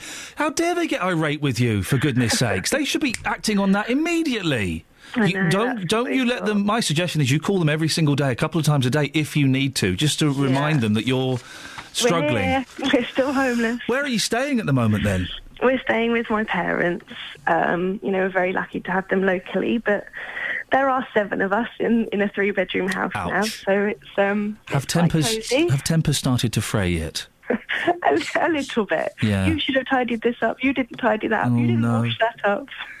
When I used to go and stay with my mum, I would always revert back to being about 14, 15. What age do you find yourself reverting back to? I'm the parent now. Oh, really? My husband is reverting back. Oh, dear. He's sitting there saying, yes, I'd like a cup of tea. Oh, gosh. Okay, you know where the kitchen is. Oh, dear. Well, Lindsay, listen, I'm glad you're able to laugh through all this, and I wish you the very best of luck. And you keep on the back of those insurers. We will, thank you. Lindsay, we'll speak to you soon. Thank you very much indeed. Lindsay Hancock, forced out of our home on the Willows estate 10 days ago. How have you been affected by the flood? Some of these stories are incredible. And she's saying, the water went up to the skirting board. It was not as bad as some places. And we have seen photos, haven't we, of people up to their knees, up to their waists in water in their homes. But still, imagine the water going up to your skirting board. That's enough to ruin the house. That's the carpet, that's the wall soaked, that's the furniture ruined. Awful situation. 08459 455 555. And also, if you have seen this sinkhole in Oakridge Gardens in Hemel Hempstead, do give us a call. We've seen pictures of it. It's just incredible what's going on. Just incredible. 08459 455 555. Across beds, hearts and bucks. This is Iain Lee. BBC Three Counties Radio. Should we have a look at some of the front pages? We're all rather disappointed here at BBC Three Counties Radio that Matt doesn't seem to be on the front page of the Daily Telegraph this morning. I do hope he's all right and he's not injured his drawing fingers or snapped his pencils or anything. Maybe he's having a well-deserved break. Well, it must be hard work coming up with stuff that hilarious every single day. Exactly. Trust me, it's tough work. We could go and get some of last week's and relive those. We could do that. I could do some. You can do... let Kath will do some. I tell you what we'll do. Kath can do a comedy cartoon a la Matt. Yeah. And we'll take a picture of it and put it on the Facebook page. Brilliant idea. OK, so don't make it rude, Kath. Oh, it looks... Drawing a hole. Oh. I said don't make it rude. No, Let's see. We'll see where that goes. We'll speak to her a little bit later and find out what she's drawn, and we'll put it on the Facebook page. The front page of the Telegraph. Sans Matt avec Blanchette. Kate Blanchett there. She's too thin. Eat something, my love. NHS admits database could pose privacy risk. Oh. Patient confidentiality could be undermined by the new medical records database. The NHS's own risk analysis has warned. The controversial database could be vulnerable to hackers. Oh, in that case, I'll opt out, please. Rule of Italian mama is threat to modern marriage, says Cardinal.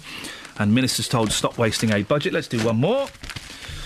The Independent, there's a lady on a red carpet and flood. Now there's a wildlife disaster too. As residents continue to suffer, the environmental devastation is revealed. The full scale of the damage being wreaked upon wildlife and ecosystems by flooding can be revealed today. Basically, it's bad news.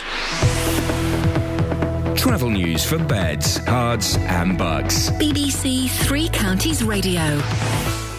The M11 southbound closed between junction 10 for Duxford and 8 for Bishop Stortford after an accident, and that's expected to be closed until about 9 this morning.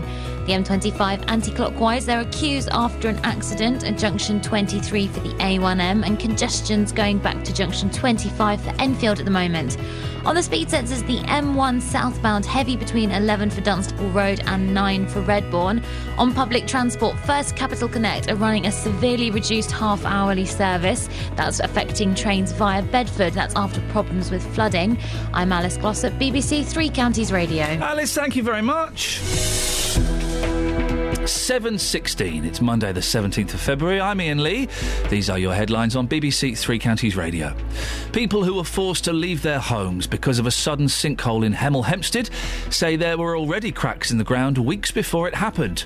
The Prime Minister's been giving details of a £10 million package to help businesses affected by the recent flooding.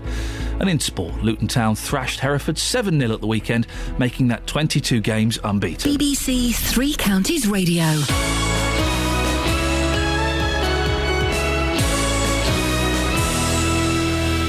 If you've got a problem with a company, a council or an organisation... Get this roofing company round, see if they can fix the problem, and I'll pay the bill. He said, yeah, I did say that. The JVS show fights for your rights. This conversation went round and round and round. And tackles your consumer problems. So, Roy, the question is, has he paid the bill? Yes, and he was standing there and he handed me an envelope. So I just opened the envelope and I looked inside of it. There's a cheque for £120 and that's it. If you need our help, email jvsshow@bbc.co.uk. Are you happy? Yes, I'm quite happy. I will give him my fanfare, my horn, and any other problems, Roy, you know where I am. The JVS Show, weekdays from 9, BBC Three Counties Radio. She really is a human dynamo.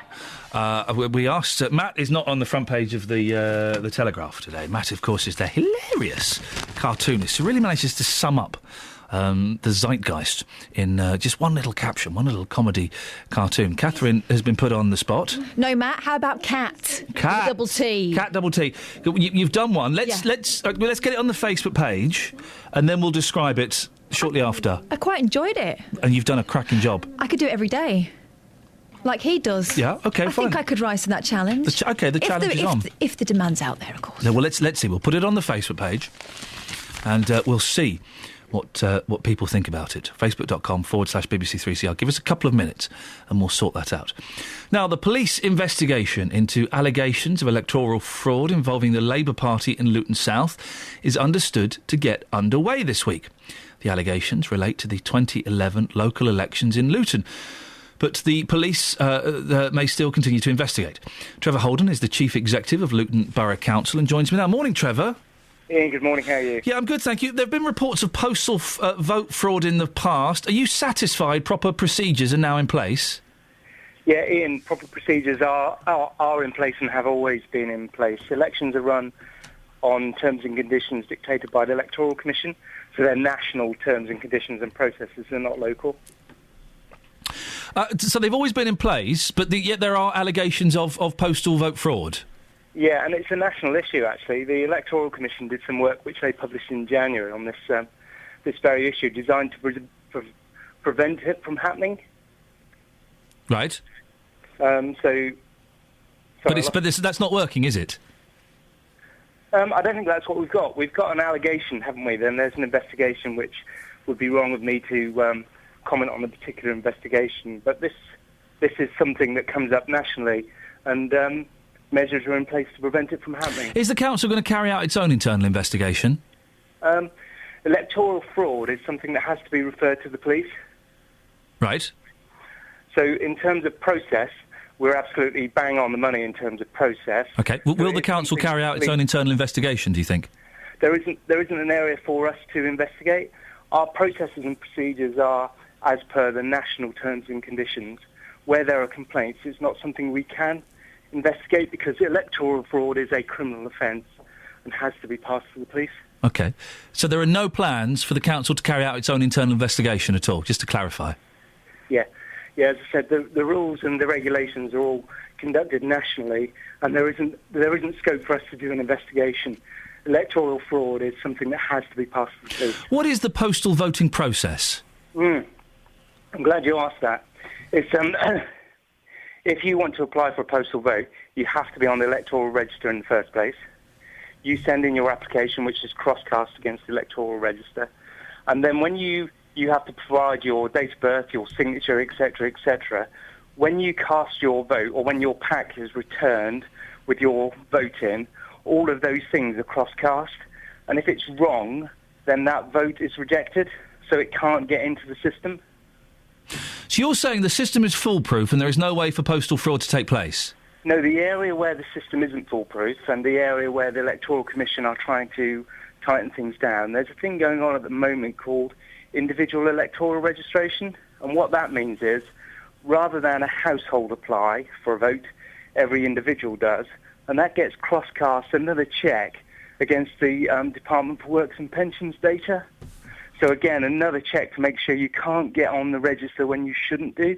So the system is closed when someone submits a vote, but the area that's questioned nationally is people's ability, what happens to that vote when it's sent out. So your ballot paper will get sent out to you. there's no control in the system over what you do with that, whether you give that to someone else, whether you are coerced, or whether you just send it back. Well, that's the thing. You can't tell who's filling the bit you can't control. You can't tell who's filling the forms out, can you? No, exactly, and that's the bit that is under national guidance currently. Someone else can return that for you. And what the Electoral Commission are trying to do, and we as returning officers have lobbied nationally to get changed, is the fact that no one else should be allowed to handle that for you. At the moment, the guidance says you should return it yourself, but really we want that enshrined in law. But even if it was, it would be really, really difficult to enforce, which is where the flaw in postal voting is. Because in theory, it could be the same fella doing 50, 100 votes himself, couldn't it? Well, they wouldn't get them because they're sent to the address on the electoral register, but the area where postal votes have less control, or where, as a returning officer, I don't know what happens to them, is when you receive it. What you do with it, what you do with your postal vote before you return it to me, I've got no control over that bit of the system. But again, the Electoral Commission work says, well, OK, we'll restrict it, because currently it's around 15% of votes are cast by postal vote. And the postal vote is a great system for elderly people, disabled people, those people who can't necessarily get to a polling booth, isn't it? And it used to be, before about 2001, it used to be you had to have a reason to apply for a postal vote. So you were infirm, or say you were a member of the armed forces serving away. But then the rules changed, and the rules changed to make it accessible for people who actually you could apply for a postal vote, which is where we're at now. And again, the report that came out in January from the Electoral Commission said the level of risk commensurate with the access to people being able to vote is they don't really want to close that back down to how it used to be before 2001. We've heard that the returning officers saw the same pen mark over and over again. Well, I'm the returning officer. And what happens, let me explain the process. When your postal vote comes in... Did you see the same pen mark over and over again? No, I'm the returning officer, and I can tell you that's factually not correct. And what happens, actually, it's not... Nobody sits and manually checks every postal vote. That certificate you put in with your date of birth and your signature and everything is scanned in the electronic system, and you have to return another certificate with your postal vote. That's scanned into the electronic system and checked. And again, it's a national system. And it throws out, you'd be surprised, some of the ones that get rejected are where people have got the wrong date of birth on, commensurate with the one that they put in the first place, or the signature looks different, and they're all adjudicated. The ones that the system kicks out, they're all adjudicated. Trevor, does this investigation worry you at all? No, not at all. What's really, really important is that we make sure there's confidence in the electoral system. So actually, if there's any question of doubt, it's really right and proper that it's passed to the police for a formal criminal police investigation so that you and I can have confidence in the system that it's not being corrupted, because it's really, really important that we get people elected in a fair and open process. But if there is an investigation, and it would imply to some people that maybe there is a problem, and perhaps it's not the most trustworthy of systems. Well, again, I go back to the national report that was published in January. There are concerns about, actually, a minority of people trying to abuse the system. Individual electoral registration is designed to close that down, and we're going through that process at the moment. And again, I can really absolutely show you. I invite you to come and have a look. We'll show you the system that makes sure that once the vote comes in, that it's correct with the person that applied for the postal vote. The area where there's a lack of control, as we've discussed, is when you get your vote, what you do with it. Trevor, thank you very much for your time, and we will take you up on that offer. I think myself and Paul Scoins may well pop down at some point, Trevor, so thank you very much for that. Trevor Holden, Chief Executive of Luton Borough Council. Bedfordshire Police have issued the following statement. Beds police officers have met with a Labour Party representative at Luton Police Station to discuss allegations relating to electoral fraud. The allegations are historical matters relating to postal voting. Officers will now investigate this matter to see if there are any offences. Call 08459 455 555. BBC Three Counties Radio. Right, let's go to Kevin in Luton. Morning, Kevin. Morning, Iain. Kevin, what's going on? Well, if you First Capital Connect, not very much. Oh, what's wrong with First Capital Connect? Well, because it's flooded in Brighton. Yes.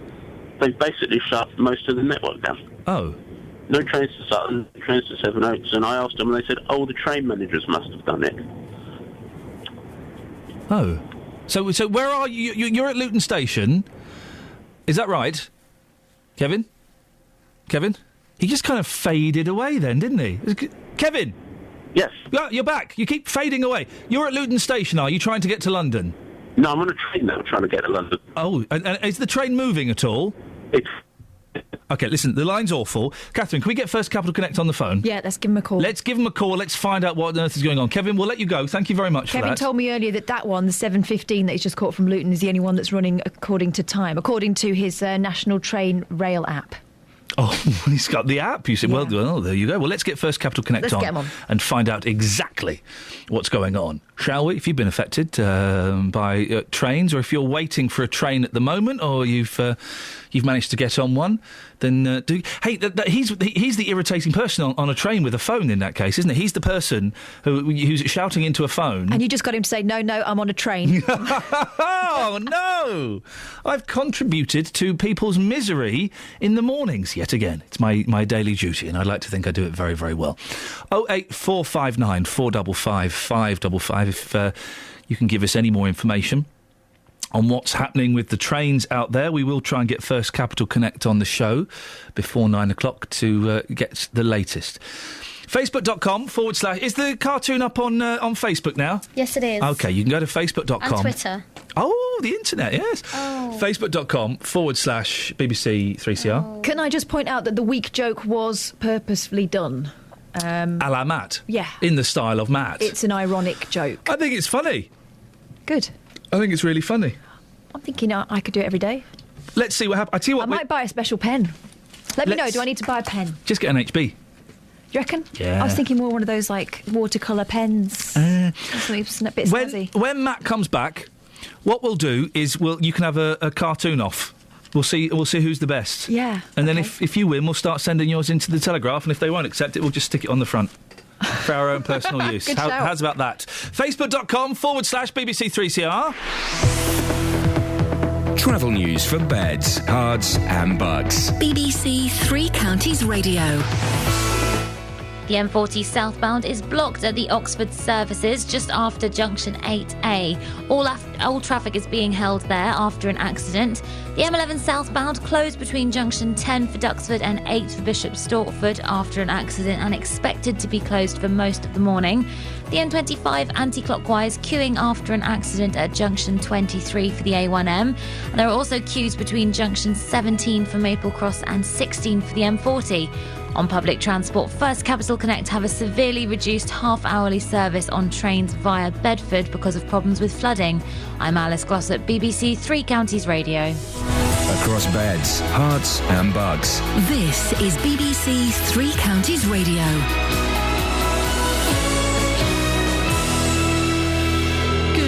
With the headlines, I'm Serena Farrow. There was already subsidence in the weeks leading up to the forming of a sinkhole in Hemel Hempstead.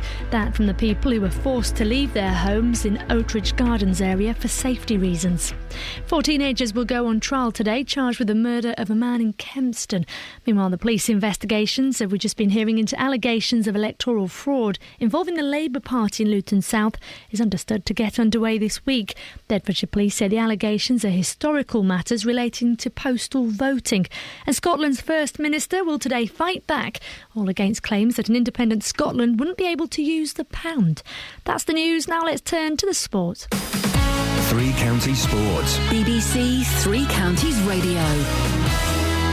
Luton Town extended their unbeaten league run to 22 games as they moved 9 points clear at the top of the conference after thumping Hereford 7-0. Hatters boss John Still isn't worrying just yet about winning the title, though.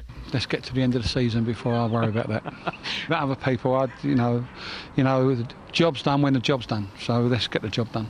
Let's move on to the FA Cup, and Arsenal beat Liverpool 2-1 at the Emirates to reach the quarter-finals, although the Liverpool manager Brendan Rodgers says his side were denied a blatant penalty. Here's Suarez, kills it into the wall, controls it again, strong challenge on Suarez by Oxlade-Chamberlain. Howard Webb was right there, and this time he doesn't give the penalty.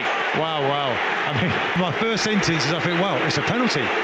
Now, they'll face a last 8 clash with Everton, who saw Swansea 3-1 yesterday afternoon. Meanwhile, cup holders Wigan have been drawn away at Manchester City in a repeat of last season's Wembley final. The British half-pipe skier Rowan Cheshire was knocked unconscious during training yesterday at the Winter Olympics. The 18-year-old fell heavily on her face. Staying in Sochi, Britain's curlers have round-robin matches today as they look to secure semi-final places. And Lamin Dean and John Baines finished the day in 23rd place for GB in the 2-man bobsleigh. BBC Three Counties Radio, more from me at 8. Across beds, hearts and bucks. This is Iain Lee. BBC Three Counties Radio. It's that kind of time of the show when we like to get a good old whinge from Peter and Walmer Green. Morning, Peter. Good morning. Peter, what would you like to have a moan about today? I'm not moaning. What? What I want to do is compliment 2 of our highest ministers, religious ministers. One, Justin Welby. Yes. CRV. Yes. And Vincent Nichols, Catholic. What have they done to warrant this praise? Really, really stood up for the needy. They've not walked by on the other side like lots of people do. And I want to really compliment them on doing this because it's very rare. Remind us what they've said, Peter, and what they've done. Well, they both stood up and said it's a catastrophe for lots of people in our society, what has been happening to the poor. In what respect? They're talking about the bedroom tax, weren't they, as one of the things? Yeah, but all sorts of things as well, apart from that. So if you're, it's the first time I've noticed 2 senior figures in the churches standing up and not passing by on the other side, which I think is brilliant. Well, it's interesting, isn't it? It's interesting that they've stood up and said this, but then what practical help are they offering? Well, the churches are already offering a lot of practical help in the food kitchens and things like that. So because the Church of England, as we know, Peter, is one of the wealthiest organisations in the world, isn't it? So they could maybe sell a few art pieces, get a few million quid together, and go out and actually do something about it, couldn't they? We could also sell some of our gold then. Well, but I'm just saying... We've got a great big heap of gold there, which we go and look at. We haven't got that much gold anymore. Nonsense. But you're praising those priests, those religious figures for what they've said. But if I was a homeless person, or if I was struggling to pay the bedroom tax, or if I was in a position of need, I'd rather they sold off, one of their golden chalices and gave me a few quid. Well, do you see what I'm saying? They've got a lot of money, and that's a very short-term view, or biased view. Come to that. No, I'm just putting forward the point of view. We can all walk the walk. No, hang on. Look, with the 6th richest nation in the world, according to Mr. Pickles, the 6th richest. I thought we were 7th, but we're the 6th richest nation in the world. Yes, we can all talk. I've remembered it now. We can all talk the talk, but can we walk the walk? Well, that's just symbolic nonsense you just said. Well, really, it's not. We talk the talk and walk the walk? Well, no, Peter, it's not. The church does more for the poor and needy than most people. As one would hope, they're the church, but they could do. Do we ever? He said he didn't want to have a whinge. He was. Do we ever? Yes. Have a programme to show what has happened to the dumped families, for instance? Society. What are the dumped families, Peter? I don't know what that means. The dumped families are people who have been moved out of their areas and so-called dumped. The programme about it, not about them. It was about the effects on people living in the areas, but. Yes. The dump families are people who have been moved out of areas where they lived all their life because they now can't afford to live there. Okay, and the members of the church coming out and saying that's bad will have what effect? Well, they didn't actually talk about that, but they were talking about generally what happened and what has happened to the poor people. Right. But the thing is, Peter, again, you're not listening. Talk the talk, walk the walk. Let me break that down. Maybe you don't know what that means. I know exactly what that means. Well, do you know what it means in this context? Yeah, I know exactly. Could you tell me what it means in this context? Well, what you're saying is they talk about it, but they're not doing anything about it. Well, Correct. They are doing things about it. But they could do more. Peter, I'll remind you. Do more Ian. No, I know we could all do more, Peter, but you've brought up the fact that these two religious figures have said that people are struggling. Yeah. And yet they are working for organisations that have got millions of pounds in art, millions of pounds in property, probably billions of pounds. Yeah. So they're in a position to actually do something hugely significant. Well, they already do something hugely significant. They already do it. I mean, the amount of poor that goes to the church is huge. And what does the church give them? The church feeds them quite often. Right. And they organise people to, if you like, deliver food in and that sort of thing. The problem I have, Peter, is when members of incredibly wealthy organisations... business people you're talking about? No. Oh. Because you've not you're not talking about business Because you've people. not let me finish my sentence, Peter. So you don't know where I'm going. Would you like me to finish my sentence? Yes, go on then. The problem I have is when representatives of incredibly wealthy organisations start talking about how we should be doing more for the poor. Well, who should start talking about it then? You tell me that.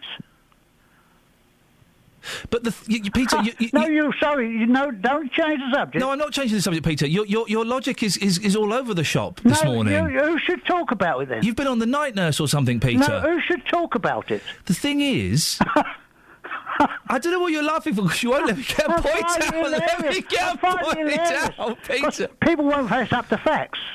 Okay, here's the thing, right? The church is really, really wealthy. It's so easy for them to talk about it. Why don't they just sell off a couple of their artworks and go and pay people's bedroom tax for 5 years? Why don't they go and feed all these people? Why don't they go and home these homeless people? They can talk as much as they want, but why don't they put their hands in their pocket a little bit more? I think that's a total outrageous joke, really, what you're saying. You're saying that they're responsible for the policies of a government. No, I'm not, Peter. That is making people poor. I'm not saying that at all.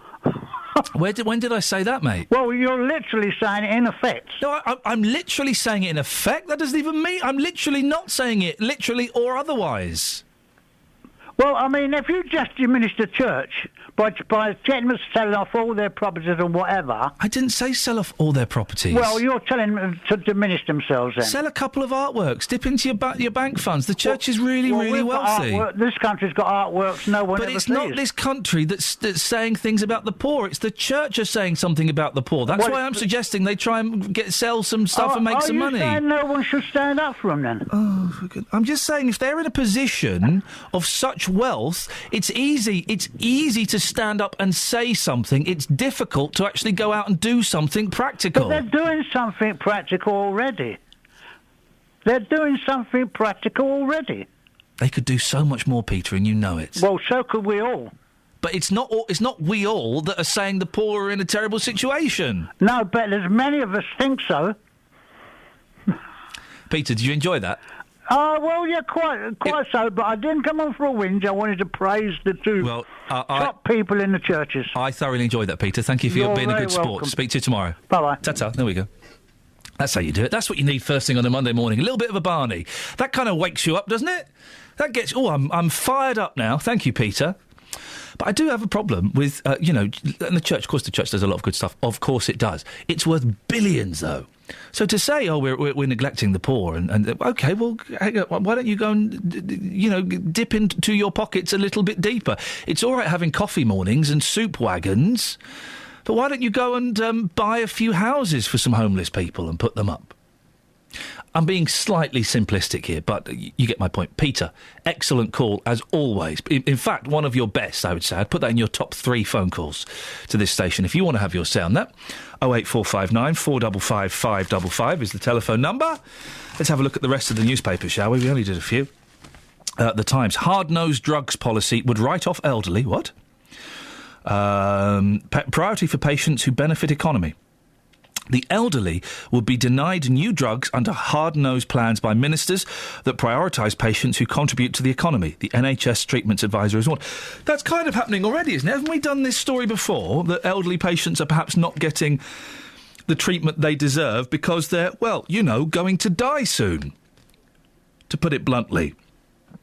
In a blunt rebuke to the government, the National Institute for Health and Care Excellence, NICE, has rejected plans to take wider societal benefit into account when considering whether to pay for a drug. So Andrew Dillon, the head of NICE, said he was uncomfortable with a fair innings approach that would tilt funding away from the old because younger patients had more to gain from treatment and more to give back. The Daily Mail. 200 women troops sent home for being pregnant. Wow. There's one male soldier that must be exhausted. More than 200 servicewomen have been sent home from war zones after discovering they were pregnant. An astonishing 99 were evacuated from Afghanistan and 102 from Iraq under rules that ban mothers-to-be from serving on the front line. Commanders ordered them to return to Britain, sometimes on flights reserved for injured troops. Disgusting. As soon as their condition became known. Incredibly, female soldiers are not forced to take a pregnancy test before deploying because top brass believe it will be an invasion of privacy. Incredible. Wow. In fact, I've had to take a test before doing this programme this morning. Yes, I know, and I'm sorry. I was just in a bad mood. but luckily, everything's A-OK. The gene pool is safe. Incredibly, female soldiers are not forced to take a pregnancy test. It's incredible. Is that incredible? But the Ministry of... I force you, Kelly Betts, to take a pregnancy test. Why do you have to watch, though? Make sure you're doing it properly. But the Ministry of Defence has faced calls to introduce compulsory tests because it's unacceptable that other surface personnel are placed at risk of attack while evacuating pregnant women from the front line. Is the suggestion, albeit unspoken, that women knowingly go to the front line knowing they're pregnant? Because that kind of goes against everything I know as a human being and a person with a brain. The Mail then goes on to give advice. Right? There's now advice from the Mail. Pregnancy tests can be bought from high street chemists for less than £10 and can give a result as soon as 7 days after conception. Oh, thanks, Daily Mail. Oh, right. OK, let's let the MOD is going to entirely change its policy because of that one paragraph telling us where we can buy them and how much they're going to cost. Oh, dear. Then they've got a story. Then we have a story. Then there's an example. 1-year-old Emmanuel has a unique British passport that gives his place of birth as Camp Bastion. His mother, Lance Bombardier Lynette Pierce, then 28, gave birth to him at the Afghanistan base in 2012, becoming the only British servicewoman to have had a baby on the front line. Did she not know she was pregnant? Well, we get to that. She mustn't. And there's a detail here that I think is irrelevant. Fiji-born Lance Bombardier Lynette Pierce, so she's not proper English. She ain't proper British. Fiji-born Lance Bombardier Pierce above was unaware she was carrying a child while serving in Helmand. She was taken to Bastion's £10 million hospital, where doctors used to treating bullet wounds delivered £5 8-ounce Emmanuel. Nice change, I suggest. Yeah, exactly. Oh, death. Oh, baby. Oh, well, that's nice. Steve's in Dunstable. Morning, Steve. Morning. What you got for me? Why don't we, for the flood victims and all that down in Cornwall, why don't we get the unemployed to go down and help? They're not doing a lot, are they? We're paying the money. What would you like the unemployed to do, Steve? I don't know, just dredge the rivers, which the government didn't do for 20 years. I would suggest that would you know how to dredge a river, Steve? Well, we can do anything, can't we? You turn your hand to anything. Well, it's a very, very, very skilled process. So it probably is, but I'm sure we can make... You know where I'm coming from. Let's make use of people that are not doing a lot to help other people. What's wrong with that? We could chop up the unemployed, and instead of using sandbags, we could use their limbs. we could shave their heads and put their hair into sandbags. Well, I was thinking we could probably stick them in a furnace and get free electricity for a year. Steve, thank you very much indeed. Never controversial. Travel news for beds, cards and bugs. BBC Three Counties Radio.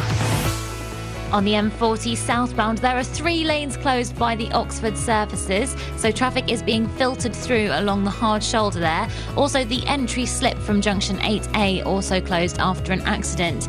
The M1 southbound, stop-start between junction 12 for Flitwick and 9 for Redbourne. And on the M11 southbound, 1 lane is open between junction 10 for Duxford and 8 for Bishop Stortford after an accident. On public transport, First Capital Connect have a severely reduced half-hourly service on trains via Bedford after a problem with flooding.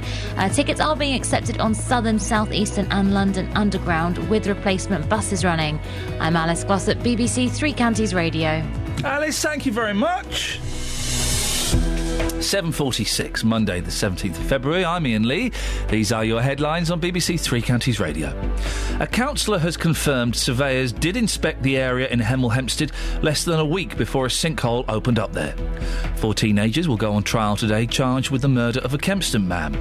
And in sport, Arsenal beat Liverpool 2-1 to reach the FA Cup quarter-finals. They'll face Everton, who saw off Swansea last night.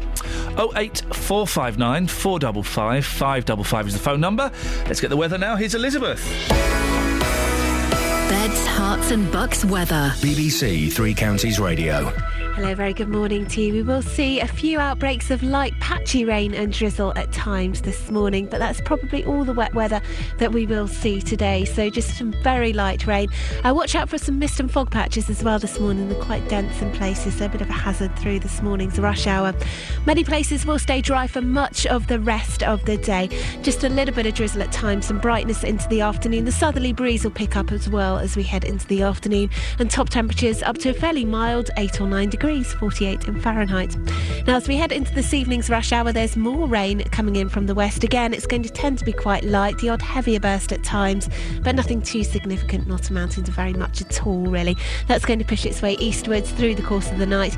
Lows tonight of around 6 or 7 degrees, so a fairly mild night to come underneath lots of thick cloud. And then tomorrow, a day of sunny spells and some showers. Some of the showers could turn out to be quite sharp in places, perhaps the risk of some hail and some thunder too. But altogether, a better week of weather. No storms in the forecast. That's the forecast. On Inside Out for the East of England, we meet the families who say inheriting retirement homes for the over 55s has cost them a fortune.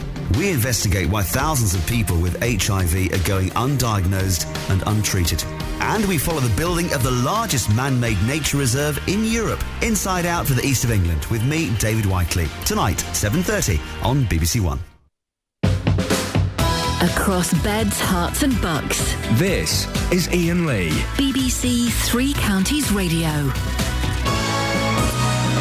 OK, we've heard that there are problems on First Capital Connect. We're going to get an update from them soon. We'll get them on air as soon as we can. But you may remember a week ago I spoke to Lynn Presence, who is the co-owner of Parents Paradise in Watford. It's kind of like a kiddies' play area, and it was flooded. It wasn't just flooded. I mean, the flooding was awful. There were some incredible pictures that we posted on Facebook. Well, we've kept in touch with Lynn to find out what's going on. Lynn, remind us how bad things were and why you think your area in particular was flooded so badly. Well, it was it's a week ago last Friday that we knew that there was a lot of rain coming in, and we'd already been warned that the River Colne, which is down the foot of our car park, is prone to flooding. So we'd already got some sandbags out to try and prepare for the fact that we may have a problem, but we weren't prepared for what we saw on Saturday morning when we came into work to see basically our building in the middle of a lake. I mean, it was quite the most incredible picture. As we went into the door of the building, having flipped open the letterbox first, vaguely hoping that maybe the water hadn't got inside the building, we walked in to find 1.5 to 2 foot of water everywhere, just all through the building. And we saw the pictures. It really was incredible. It must have been heartbreaking to see that. It was absolutely heartbreaking. I mean, we started this business with inheritance money from our grandparents, which means that it is the same for us as people having that flooding in their home. You know, this is our business. This is very personal to us, and we did lots of crying. I have to say, we really did. It was soul destroying. Everything we've worked for. I think you mentioned the figure that you might be losing as much as £100,000. Well, this 6 to 8 week period that we're going to be closed equates to about 20% of our turnover. It's half term this week, isn't it? Exactly. Yeah. I'm talking to you now on the busiest week of our entire year, and we're closed. It's quite soul-destroying, really. How has the insurance company been? Because we're hearing mixed reports about insurance companies at the moment. Well, I think it's been very difficult for them, and I understand that. There's a lot of people in the same position as us. However, it's taken them a week to come out. So we saw a loss adjuster on Saturday. But I have to say, and I don't know what others are doing, but for us, we have just got straight on with sorting the building out. I mean, the building is now an empty shell on the lower floor. because we have had staff in volunteering, ripping up carpet tiles, sweeping water out, lifting furniture into skips. I mean, we have got on with it. We know that we can't afford to stay closed for too long. We want to be open by the Easter holidays, basically, is what we want to happen. So in order for that to happen, we've had to really crack on with it this week, and I think that's what I would say to anyone that is in a similar position. Don't sit there and wait for the loss adjuster to come. Take lots of pictures. Don't do anything, if you're worried about throwing something out, maybe keep it somewhere, so that they can assess it. But basically get on with it, which is what we're doing. We are getting on with it. And the community have been brilliant. We've had customers turning up in their wellies. Have to they try and really? help. Isn't that Absolutely. fantastic? Fantastic. Brilliant. Absolutely brilliant. Are you worried this could happen again? Well, I did see a chap from the Environment Agency yesterday who was doing a walk around who did say to me that he was hoping there would be various defences put in place.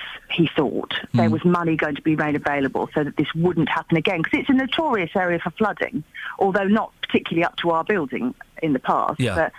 But, so I hope that that'll be the case. But to be honest, I'm not even going to wait for that. My plan is to be speaking to our landlord about getting some flood defence gates put up around the building, because I can't take the risk. I couldn't cope with this happening again. Lynn, listen, let's do a little plug. What's the website? What's the best way that people can find out about the centre? Well, we have got a website, which is parentsparadise.eu, but I think I would say to people, look at the Parents Paradise Facebook page, because we've got loads of pictures on there. We're doing a daily update on what's going on in the centre. We're going to launch next week. A little girl contacted us, well, her mother did, to say she was so upset by what was happening that she would like to create a picture and replicate it and sell it to raise money for the rebuild costs. Bless her.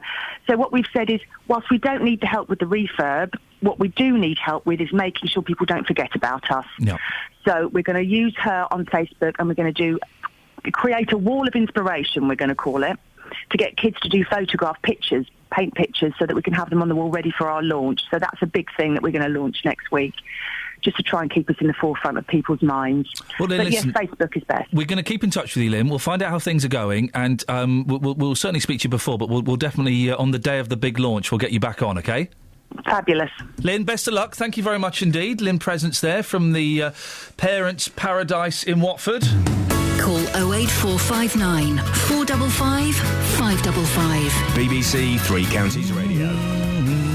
We've been hearing this morning how the flooding is affecting trains. We've had reports that trains are only running 2 an hour from Bedford to Brighton. Joined now by Johnny Holdscroft from First Capital Connect. Morning, Johnny. Good morning, Ian. So what's the latest? What's happening? I mean, the first thing I'd say is I'm really sorry for all the passengers in the Three Counties area that are experiencing disruption this morning. Basically, what's happened is that some flooding on the south end of the Thameslink line is causing problems across the whole line. So at the minute, we're talking about running 2 trains an hour from Bedford down to Hassocks, and 2 trains an hour from Bedford down to Blackfriars for services to Sutton. So where exactly are the floods, then, that are affecting the trains? The floods north of Brighton, at a place called Patcham Tunnel, but unfortunately that has a knock-on effect across the whole route. Can you explain, because there will be people who don't understand it, can you explain how the floods in Brighton can affect the number of trains from Bedford to London? Yeah, what happens is that because the signalling equipment near Patcham has been damaged, that means we can only run a certain number of trains per hour through that area, and so unfortunately that has a knock-on effect. There are other operators using the line as well, and there's only a limited number of services they can get through while Network Rail repair the signals there. And have we got any idea when things could return back to normal?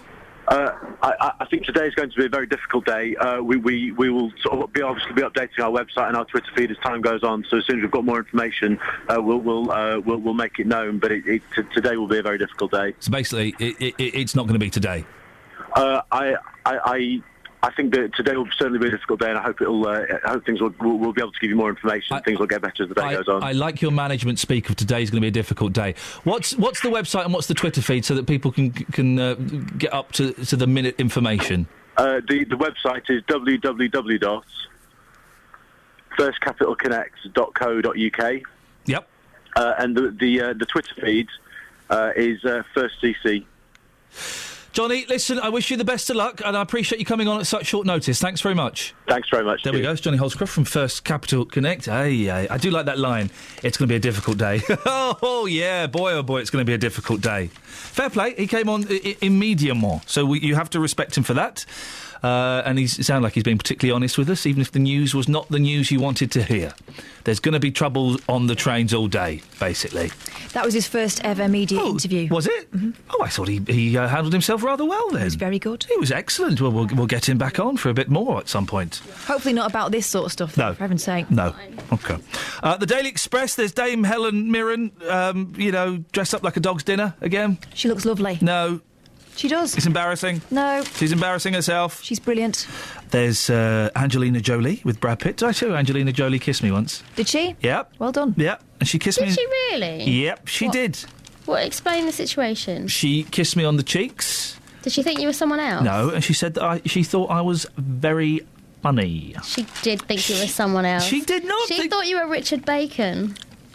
Why are Richard Bacon and the lady, Susanna Reid, why are they getting sniffed at for Daybreak? I'll do Daybreak. I mean, I'd have to jack this in, but it's telly, isn't it? So the bosses would understand. I'd do Daybreak for like £1 million. Hang on. Yep. No, they're not ringing. No! Maybe ITV don't know the number for the BBC. 08459 455 555. You can have him now. Call me now. Call him now. Call me now. Get him now. I'll do Daybreak. Anytime you like, you can take him. Hey, now, listen, you'll miss me when I'm gone, when I'm doing Daybreak. You won't. You can watch me on the telly in there when... That's what we do. We always watch Susanna Reid. She's brilliant. She is good. So good. Even with the sound down. I would do it with her. Do Daybreak with her. And that. But yeah, Angelina Jolie gave me a kiss on the cheek and said I thought I was funny. Oh. It was a long time ago, wasn't it? What? Yes, Kelly I've got it. Hey? Norman Wisdom once licked my hand. Wow. Celebrities that have done things to you with their mouth? No, maybe not. Probably not in the current climate. The Daily Express also says 70% say we must ban new migrants. Poll reveals public fury ahead of TV debate. Why did he lick your hand? I'm not sure. I just need to talk to you about this quietly off air. OK, please do. Counselling. Poll reveals public fury ahead of TV debate. Almost 3 out of 4 Britons want immigration to be reduced or stopped completely, a poll says. Now, who conducted this poll, I wonder? Let's turn to page 4 to see if we can find out the details. Can't quite find out. I imagine it will be Daily Express readers. Travel news for beds, cards and bugs. BBC Three Counties Radio. The M40 southbound has 3 lanes closed just by the Oxford surfaces, so the entry slip from 8A also closed. Traffic is being filtered along through the hard shoulder there with solid queues on the approach after an accident. The M25 anti-clockwise very slow between junction 21 for the M1 and 16 for the M40. And the M11 southbound 1 lane open between junction 10 for Duxford and 8 for Bishop Stortford after an accident. On public transport, First Capital Connect have severely reduced half-hourly service on trains via Bedford. That's after problems with flooding. Tickets are being accepted on Southern, South Eastern and the London Underground. I'm Alice Glossop, BBC Three Counties Radio. Thank you, Alice. Now, J-Dog, Justin Dealey, is back in the building. He's been a little bit quiet the last hour, so the next hour of the show, I guarantee, will have at least 1, possibly 2 hits with J-Dog himself. Local and vocal across beds, hearts and bucks. This is BBC Three Counties Radio.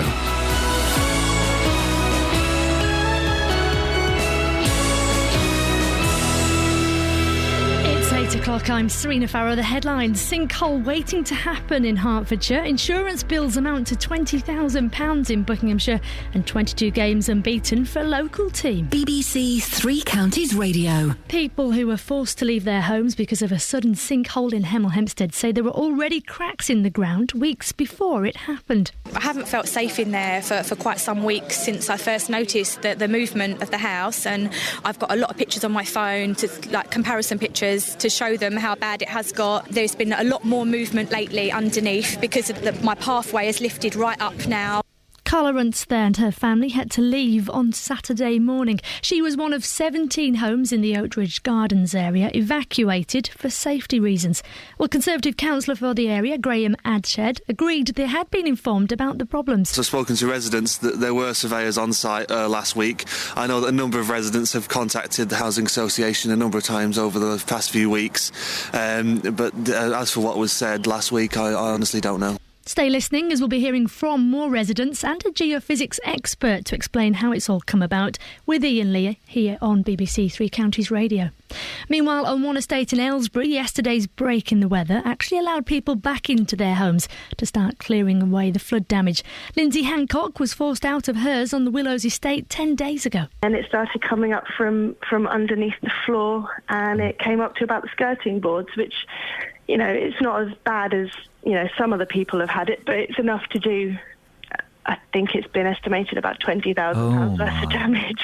Speaking to Iain Lee earlier there. Well, staying with flooding and mopping up operations have been continuing across the three counties. Up to 40 millimetres of rain was predicted to fall in parts of southern England. Corporal James Jones from the RAF has been working at Marlow. He says the forces are trying to support in every way they can. Land Rovers and troop carriers, anything that we can provide support with, or if it needs to be help the local public move from their homes themselves through flooded areas, or provide sandbags. So any way we can, we'll provide any assistance, whether it be manpower or vehicles. Turning to other news now, the police investigation into allegations of electoral fraud involving the Labour Party in Luton South is understood to get underway this week. The allegations relate to local elections in Luton, but the police may investigate further back. Trevor Holden is the Chief Executive of the council. This is something that comes up nationally. The Electoral Commission did some work which they published in January on this very issue, designed to prevent it from happening. And finally, in sport, Luton Town thrashed Hereford 7-0 at the weekend, making that 22 games unbeaten. They've also moved 9 points clear at the top of the conference. Weather then, and it has been misty, but that's all cleared away now. Dry day, temperatures topping 9 degrees Celsius. Get the latest news and sport online at bbc.co.uk/3 counties.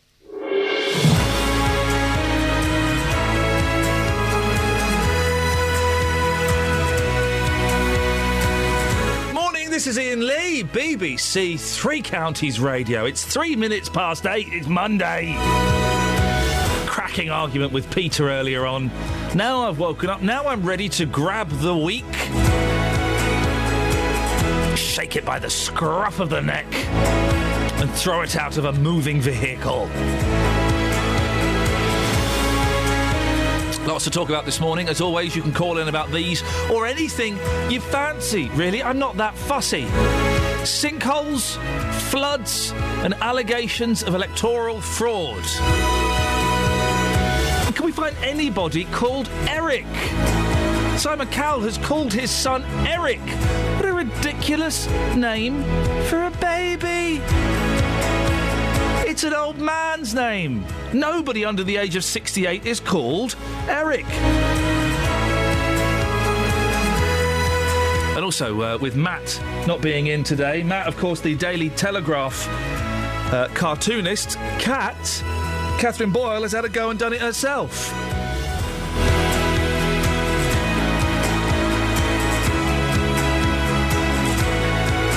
Go to facebook.com/BBC3CR and you can have a look at her work. You can also text me 81333, start your text 3CR, or give me a call 08459 455 555. Across beds, hearts and bucks. This is BBC Three Counties Radio.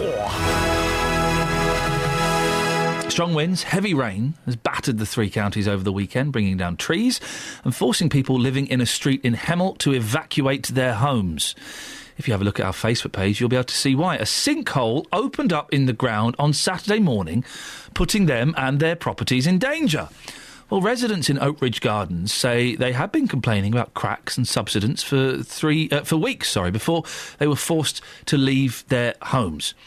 Well, our reporter Justin Dealey has been following the story over the weekend. Justin, you've been there, haven't you? Have indeed. What I was does it there. look like? Oh, well, you can't get anywhere near the actual sinkhole. That's cordoned off. But as you mentioned, these residents have been complaining now for quite some time. We know that surveyors were there only last week looking into these problems. 17 homes were evacuated. When I arrived just after midday, it was a scene of chaos, really. I spoke to Carla Runce, and she says that she saw this incident coming. Yeah, it's been going on a long time. This has been going on for about 6 weeks. I've had a lot of problems with my house since the 4th of January. I've had a lot of movement, subsidence. I've had insurance investigators around my house. If you was allowed to be near the front of my house, you'd see how bad my house is. I mean, it's sunk an awful lot. You know, last night when I came home, I noticed that my flooring in my house had started to move. It felt really bouncy, and it's not been like that before. And then I woke up to that this morning. So what's the situation now? Because your house is cordoned off. Are you allowed to go back in to get any of your property at all? I'm not allowed in at all. I've got nothing. At 7:30 they told me to get out. I asked if I could grab some stuff and how long I had, and he said, you haven't. I want you to get out now because of the gas. So I woke the children up. They're still in their pyjamas. I wasn't allowed my car. I couldn't get my car out, so I had to ring my father-in-law to pick me up. And I've got nothing. I did come back about 2 hours ago because my daughter's got a kidney problem and her medication was in the fridge. So I said to them, please, I need to have that. It's really important. He took my keys. The police officer took my keys. He went in and got it for me and said I'm not allowed in. OK, so that was Saturday, Justin. You've been there today. What's going on now? It still looks exactly the same as Saturday, to be fair, that the area is sealed off with fencing, so you can't get anywhere near this huge hole in the ground. Some of those residents, they're hoping to be back into their homes today, a bit like Edwin, who I've spoken to in the last 30 minutes. He's been explaining to me his shock at seeing this sinkhole, which is just yards from his property. I was shocked. I couldn't believe it because it was so big, massive, and I could actually see underneath the road when we're standing on the other side until the police asked us to move backwards. And looking at that damage, it's a miracle that nobody was killed here. Yeah, it is. Because, I spoke to the guy in number one whose house said, and he said he didn't even know what was happening until the police knocked, and then they had to force open his door for him and the family to get out. So he didn't even realise he was asleep. He was asleep. When this huge sinkhole develops on his own property, and he slept through that. Yeah. Because there was no movement or sound or anything at all. We don't know how the police even got to know about it. It's just incredible. You weren't here last week, but we had a sinkhole story last week. Or maybe it coincided with when you were still here. It's an odd phenomenon, isn't it? It is. I mean, we've heard about stories in High Wycombe with the car. You spoke to the owner of that property. It's my understanding, again, that 4 homes were evacuated in Croxley Green yesterday as well because of another sinkhole. Everyone right now is talking about sinkholes. I personally live in Hemel Hempstead, and that was the only thing people were talking about over the weekend. It was a huge national story to see a 25 or 30 foot sinkhole down your street. People were in shock, really. Justin, thank you very much indeed. Joined now by David Ketley, who had to leave his flat because of the sinkhole. Morning, David. Morning. David, when did you realise that something wasn't right? We got a knock on the door from the police about, 8 o'clock in the morning. So they did a really swift job of informing everyone what was going on. And how close is your property to the sinkhole? According to most recent reports, it's getting closer and closer to the properties at the back. So originally it was probably about 50, 60 metres, but apparently it's moving up towards the flats at the moment. What, the hole's increasing? This is what we've been told. We're getting reports on a daily basis from people going up there, speaking to the police, speaking to the reports, but they're changing on a constant basis. Nobody can give us any clarity. Did you hear anything or feel anything? No, we didn't. And the majority of people had absolutely no idea until they actually walked out the front door how bad it was. When the police knocked on your door and said, sorry, Mr. Ketley, but you're going to have to evacuate, there's a sinkhole, what was going through your mind? Well, they didn't actually tell us we had to evacuate in the flats. They said we could stay there if we want, but then we would lose the accommodation which has been provided to us. But in the flats in some of the houses, all they've got is electricity, so they've got no hot water, no cold water, and no gas. So it was a case of, right, do we take the accommodation and hope that things progress so we can actually go back, we're in a really difficult situation at the moment because we know that if we take our accommodation back, then if the electricity does go eventually, we won't get accommodation there forward. So you're staying in a hotel at the moment, and who's keeping you informed? Is it the council? Is it the police? Who are you speaking to about this? Word of mouth. Oh. So we haven't had any calls in the last couple of days. We've been informed that because the properties, the majority of them are shared ownership, it's all dealt with by the shared ownership scheme. Because the majority of them are on a lease. So they're the ones actually putting us up at the moment. But then we're being told that they're arranging a meeting today, but only certain residents have been told that there's going to be a meeting today. The majority of us need to go into work, but then if there's this meeting, we all want to go to the meeting. So we're in a really difficult situation, and nobody really knows what is going on. All we know is the information that we found out ourselves and gone out to find. And there's lots of reports kind of contrary to each other. So no official body is kind of leading this. It's all a bit random. Yeah. David, listen, I wish you the very best of luck. If you don't mind, we'll keep in touch with you to find out how this develops and possibly what happens at that meeting. 08459 455 555. Well, Dr. Nigel Cassidy is a reader in applied geophysics at Keele University. He knows all about sinkholes. Morning, Doctor.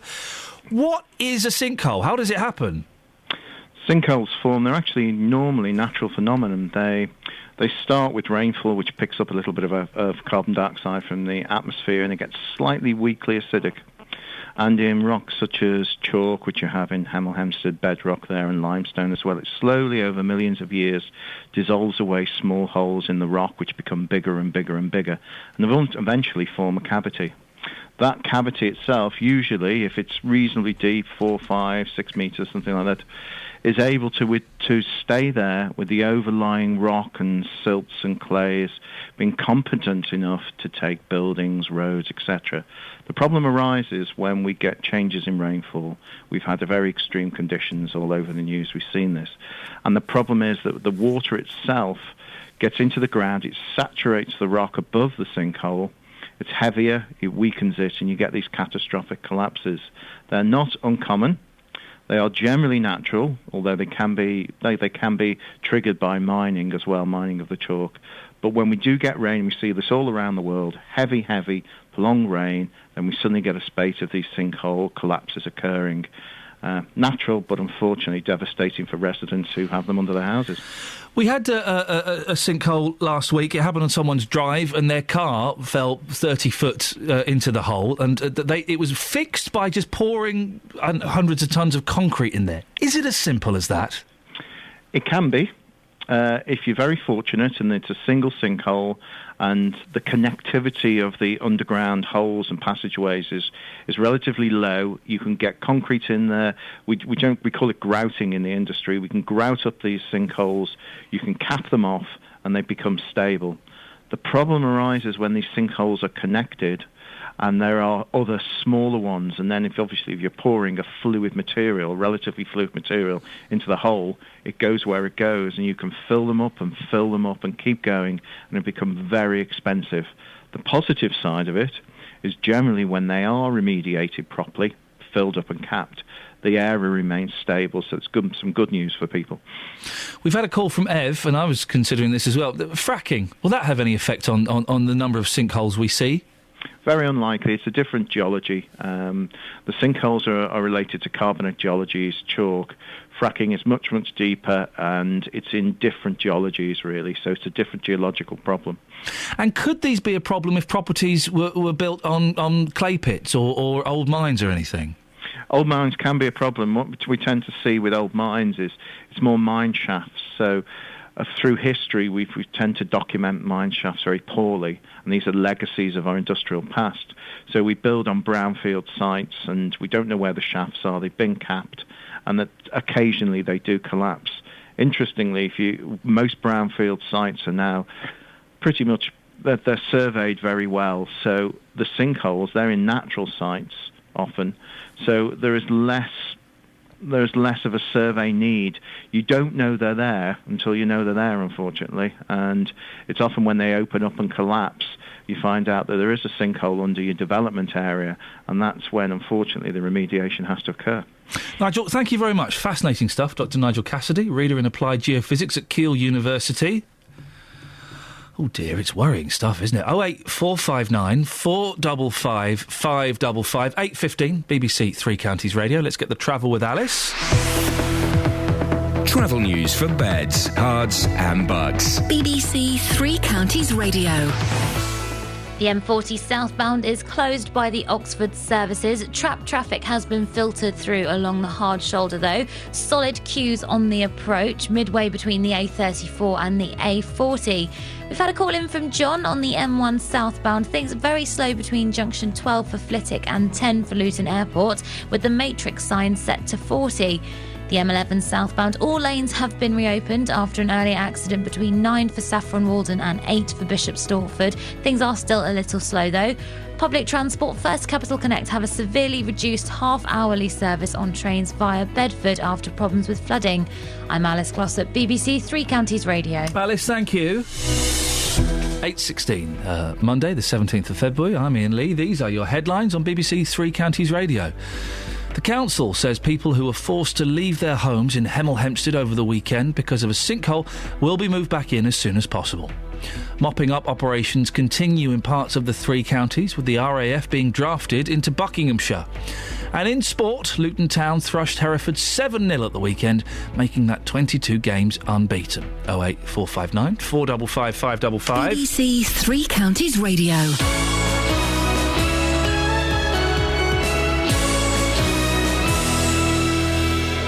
Nick Coffer on BBC Three Counties Radio.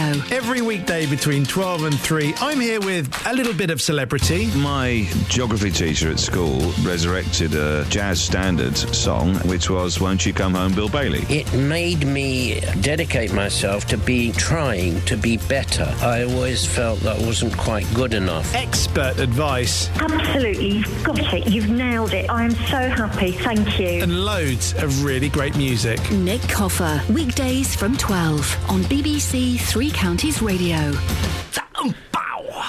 There's a wonderful picture doing the rounds of Nick Coffer dressed as Buzz Lightyear.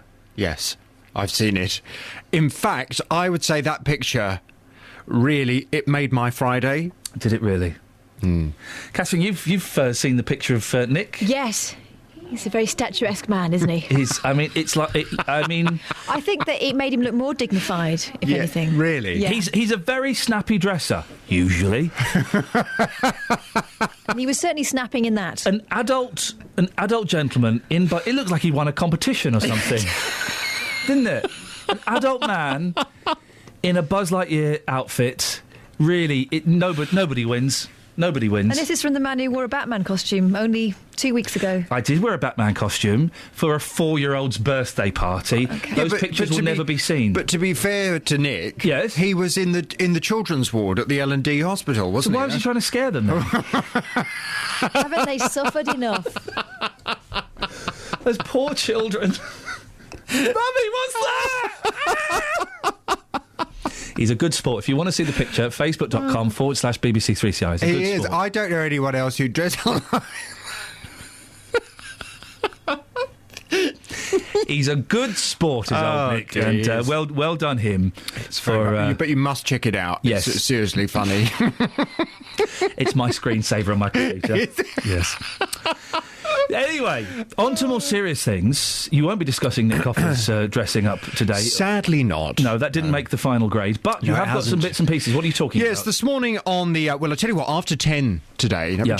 I don't normally tell you about what's coming up after 10. You don't want to go anywhere. Oh.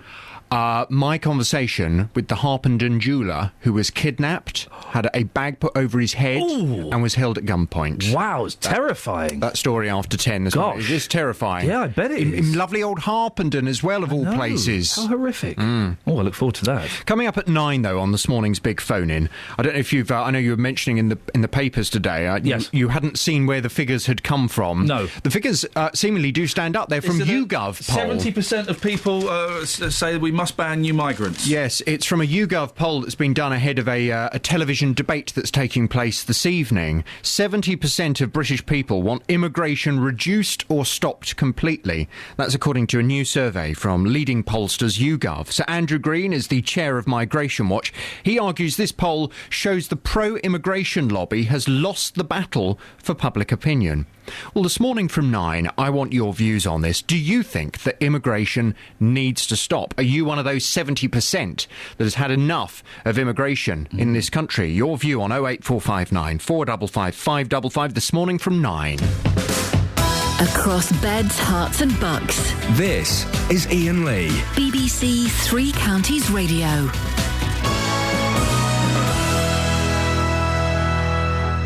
Honestly, the picture of Nick as Buzz Lightyear, it really does have to be seen to be believed. Well done, Nick, for going along to the hospital and cheering the kids up. Good work. But unfortunately, we are all having nightmares as a direct result of that. We've got no phone calls.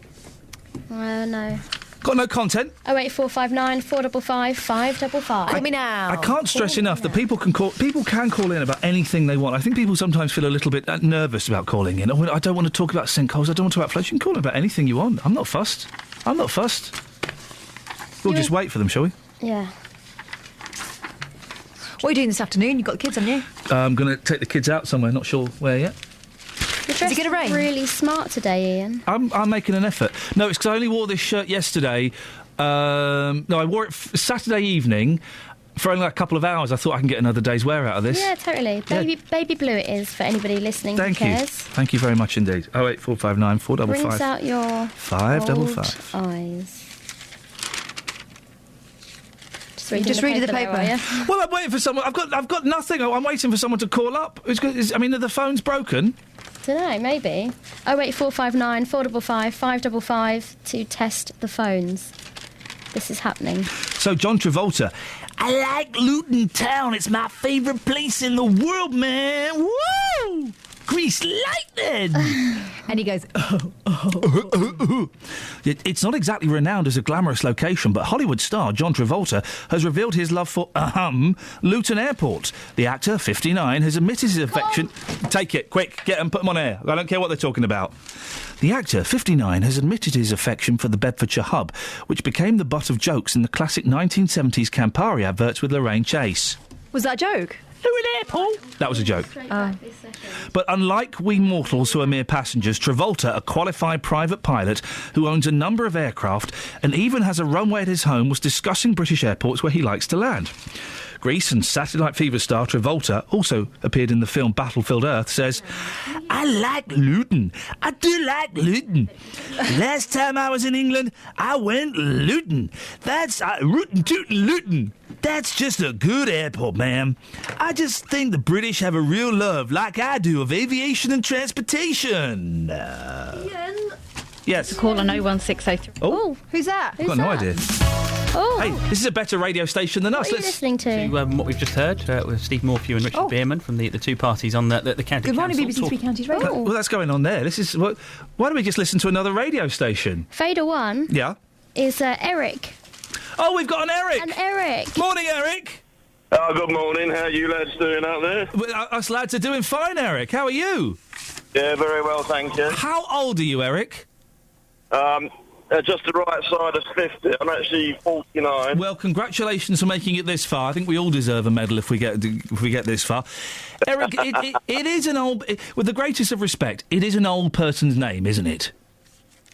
Well, I'm 49, so obviously it's not an old person's name. I'm still young at heart as well, so it's absolutely fantastic name. Young at heart, but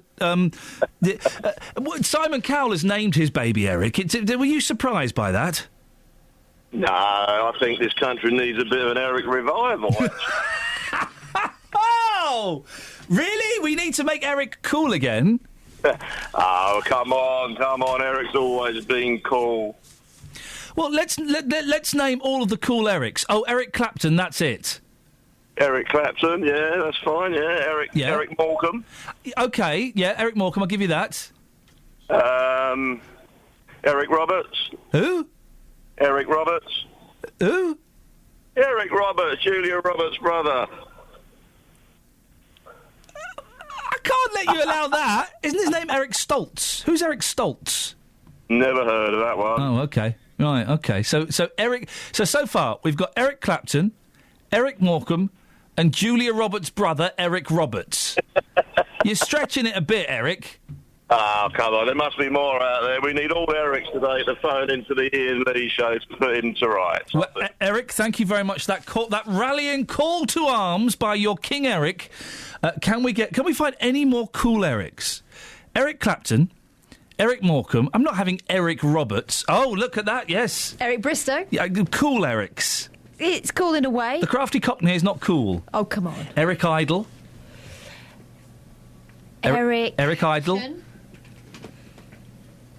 Eric Idle. Your microphone is on, by the way, Kelly. Your microphone is on. Oh. Eric Idle. Eric. Idle. Flat Eric. Right, okay, there are no cool Erics. This is the thing. We've got 3. 08459 455 555. Can we find any more cool Erics? Let's just hear what they're doing on another radio station. So it feels ever so odd to, up until a few days ago, never to have met an Olympian before. There you go, you see. Wowzers, that's what's happening. Hey, look at you lot, right? We're talking serious issues. We've talked about the church being wealthy and talking about the poor. We've talked floods. We've talked sinkholes. And not a jot. Not a jot. I ask for cool Erics, the phones go mental. Kenny's got an Eric. Yes, Kenny? Eric Sykes. Oh, yeah, I'll give you that one. Yeah, of course, Eric Sykes.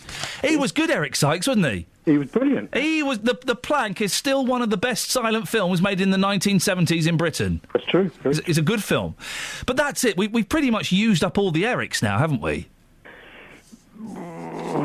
And even, right, and Eric Sykes and Eric Idle, they're cool people, but they're still kind of reminiscent of an old-fashioned Britain, aren't they? Yeah, I'll give you that. I mean, there was Eric Richards out of the bill.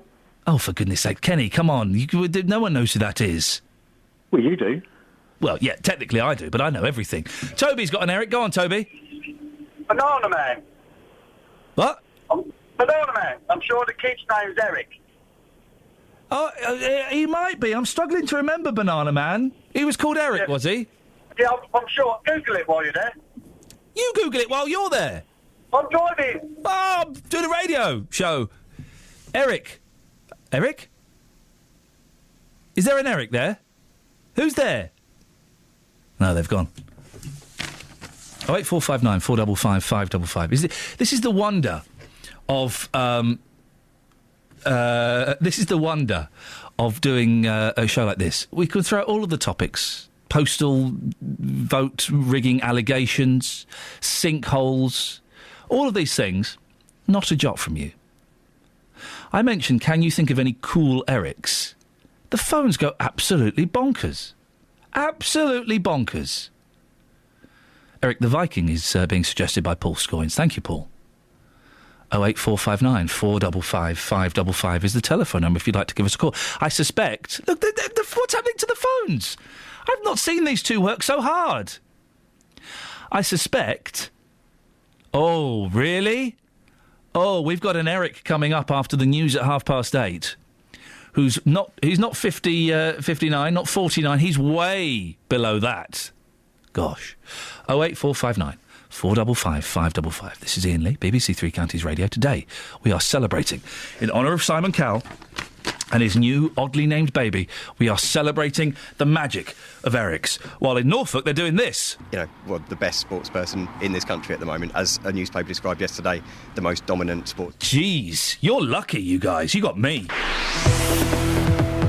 Travel news for beds, cards and bugs. BBC Three Counties Radio.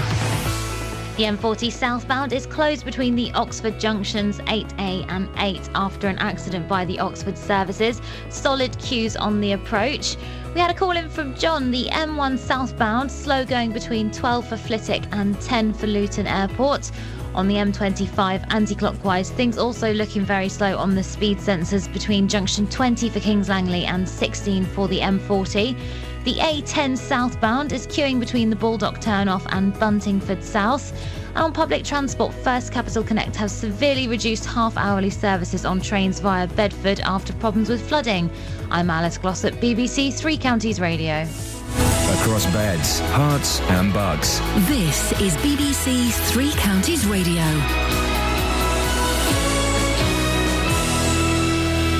Good morning, I'm Serena Farrell with the headlines. The council says people who were forced to leave their homes in Hemel Hempstead over the weekend because of a sinkhole will be moved back in as soon as possible.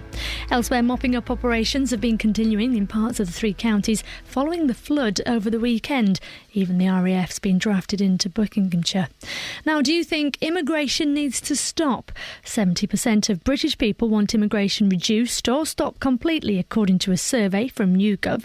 JVS will have more on this in his show coming up from 9. And the SNP leader Alex Salmond will tell business leaders why an independent Scotland should continue to use the pound. He'll criticise the Chancellor for saying a vote for Scottish independence would mean walking away from the pound. BBC Three Counties Radio News. Now let's move on to other sport. Three Counties Sports. BBC Three Counties Radio. 22 consecutive games in a row for Luton after they thrashed Hereford 7-0. They moved 9 points clear at the top of the conference, yet Hatters boss John Still isn't concerned about winning the title just yet. Let's get to the end of the season before I worry about that. About other people, the job's done when the job's done, so let's get the job done. Let's move on to the latest of the FA Cup, and Arsenal beat Liverpool 2-1 to reach the quarter-finals, although the Liverpool manager Brendan Rodgers thought his side were denied a blatant penalty. Now they'll face a last-eight clash with Everton, who saw off Swansea yesterday afternoon. League One side Sheffield United are also through after beating Nottingham Forest 3-1, and cup holders Wigan have been drawn away at Manchester City in a repeat of last season's Wembley final. In Sochi, Great Britain's women curlers are guaranteed at least a playoff spot. They beat Russia 9-6 at the Winter Olympics this morning. Needs to be spot on. Close, it has to be close. The girls are sweeping it. And that's it. Shot. Great shot from Eve Muirhead. They've closed it out, and it's a massive victory for Great Britain. BBC Three Counties Radio, more from me at 9. Call 08459 455 555. BBC Three Counties Radio. That's the phone number. I can't believe we're doing all of this big issues this morning. I'm asking for your flood stories, your sinkhole stories. Not a jot from you. Not a jot. We mention Eric's. The phones go mental. Now, I've been told here we have two Erics lined up. One is called Eric, the other is called Eric. One is 10 years old and one is 71 years old. I have to guess which Eric is which. So, good morning, Eric. Good morning. Have you got the right one? Well, I don't know. Is the other Eric there? Yes. Ah, right, OK. So, I'm going to say, Eric...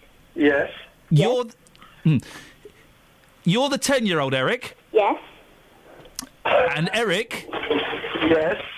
Who's flushing the toilet? An Eric. The 71-year-old Eric? Well, it could be. Are you just flushing the toilet while you're on the phone to me, Eric? No. Have you just... No. While you were waiting to talk to me? No. You did it? No. Did you? Would I do a thing like that? Dirty Eric. Dirty Eric. No. Now, Eric, what's it like being called Eric? Quite nice. I wasn't talking to you, I was talking to Eric. Which Eric? The young one? Well, Eric? It's kind of weird because I had a granddad called Eric, so whenever I went over to my granddad's, my mum would say, Eric, and we would both go, yes. So there was Grandad Eric and there was Eric. Yeah. But do you, because Eric feels like a very old-fashioned name, doesn't it, Eric? It does. I was talking to the other Eric. You're talking to the young one, are you? Yes, I'm talking to Eric. I'll come to you in a minute, Eric. All right, I'll leave you to him then. Thank you, Eric. It's an old-fashioned name, isn't it, Eric? Yeah, there's no one at my school called Eric other than me. When you were growing up as an Eric, did it affect you? I'm talking to the other Eric. Me? Yeah, this Eric, yes. The old one, no, it didn't affect me at all. I bet there were loads of Erics in your class, weren't there? No, there wasn't in actual fact. Oh. You know, no. Is it, Eric, does it excite you to hear another Eric on the line? Yes. Yeah, I was talking to the other Eric, sorry. Yes, the young one. It's good to know that the baton is still being passed along, isn't it? It certainly is, yes. Because, you see, you also had Eric Cantona. Oh. Ah, yes. He was a very violent French thug, wasn't he? He certainly was. What a thug. And the other gentleman was saying Eric, the Banana Man. Yes, that was called Eric. So, Eric, are you aware, then? I guess because there aren't many Erics, you must... Every time there's a famous Eric, you must be really aware of it. Well, Sorry, Eric. I was speaking to the other Eric. Yeah. Guess so. Eric who? Ron Dunnigan. Who the hell's he? Hang on, who's this? Who's this in the background? That's my wife. She's telling me another Eric. Go on, Eric who? Eric Ron Dunnigan. Oh, Eric Ron Dunnigan. Chariot of the Gods. I don't know. He thinks that the human race is populated by aliens. Oh, something like that. Tell her to shut up, Eric. I was talking to you then as well. Okay, yes. Right. So, Eric, can you name any more famous Erics? Me? I'm Eric. No, sorry, I'm speaking to the other Eric. You want to say Eric the young one or Eric the old one? That's the... Okay. We know who we're talking about. Okay, Eric the young one. Yes. Do you know any... I bet you're wishing you didn't get involved in this nonsense now. Can you think of any other cool Erics? No. I'm going to name some Erics, the young one, and you let me know if you know who they are or what you think they do, OK? So, Eric Clapton. Heard of him, but don't know what he does. What do you... have a guess from his name. What do you think Eric Clapton might do? Musician? He's a musician. He's a guitarist. OK. Eric Sykes. What do you think Eric Sykes might do with a name like that? Be a crazy scientist. Do you know what? Crazy scientist is not far off. I'll give you one more. Eric the Viking. What do you think Eric the Viking does? Oh, well, he was a Viking. There you go. Spot on. What have you got today, Eric? I tell you what, why don't you both tell me simultaneously what you've got today? I'm taking my wife to the doctors at the moment. Oh, blimey. I hope she's all right, Eric. Yes, she's all right. Birthday today. Whose birthday is it today, young Eric? My stepdad's. Oh, how old is he? Really, really old? No, he's 35. Oh, blimey. He's still a youngster. Are you doing anything nice to celebrate?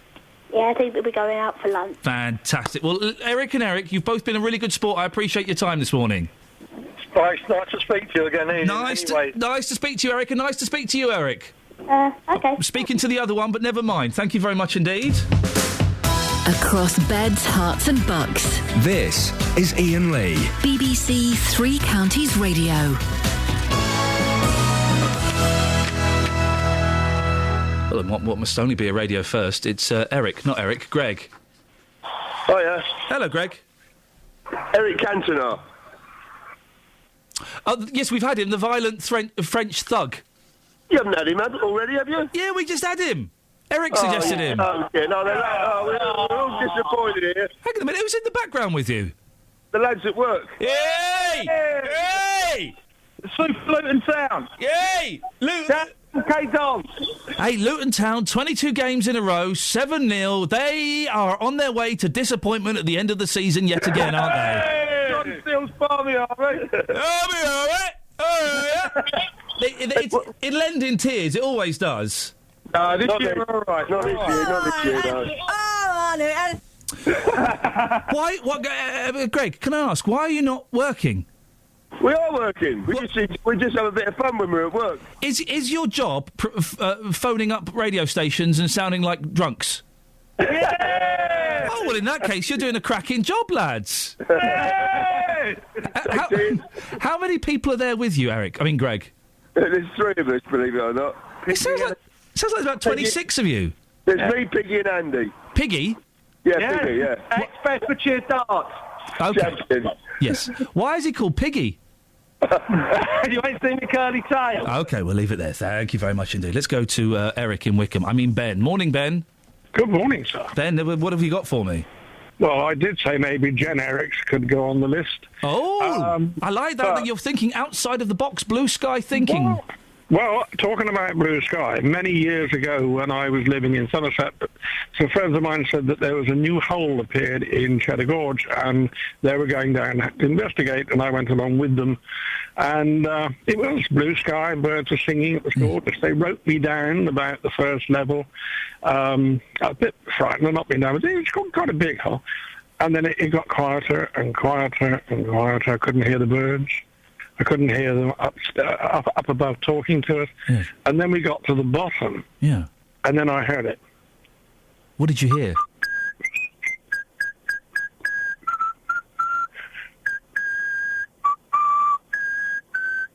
And that was it. So she must have come from Cheddar. Are you absolutely bonkers, Ben? Absolutely. Thank you very much indeed. What on earth was that about?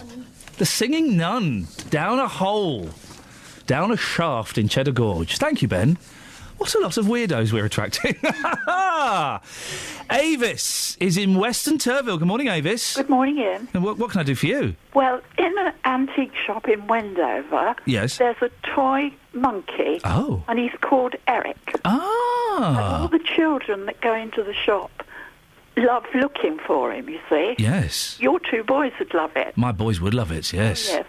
So, it's just for a laugh. So hang on, it's a toy shop, is it? No, it's an antique shop. And they hide Eric the monkey? So these children come in all excited. Oh, that's Where's the monkey, you know. And they don't mind them kind of, climbing all over their things and looking underneath things? And... No, they just look upwards. Oh. Well, that sounds... Doesn't that... Oh, you're right. That's okay. That sounds like a nice thing to do, doesn't it? Well, it is.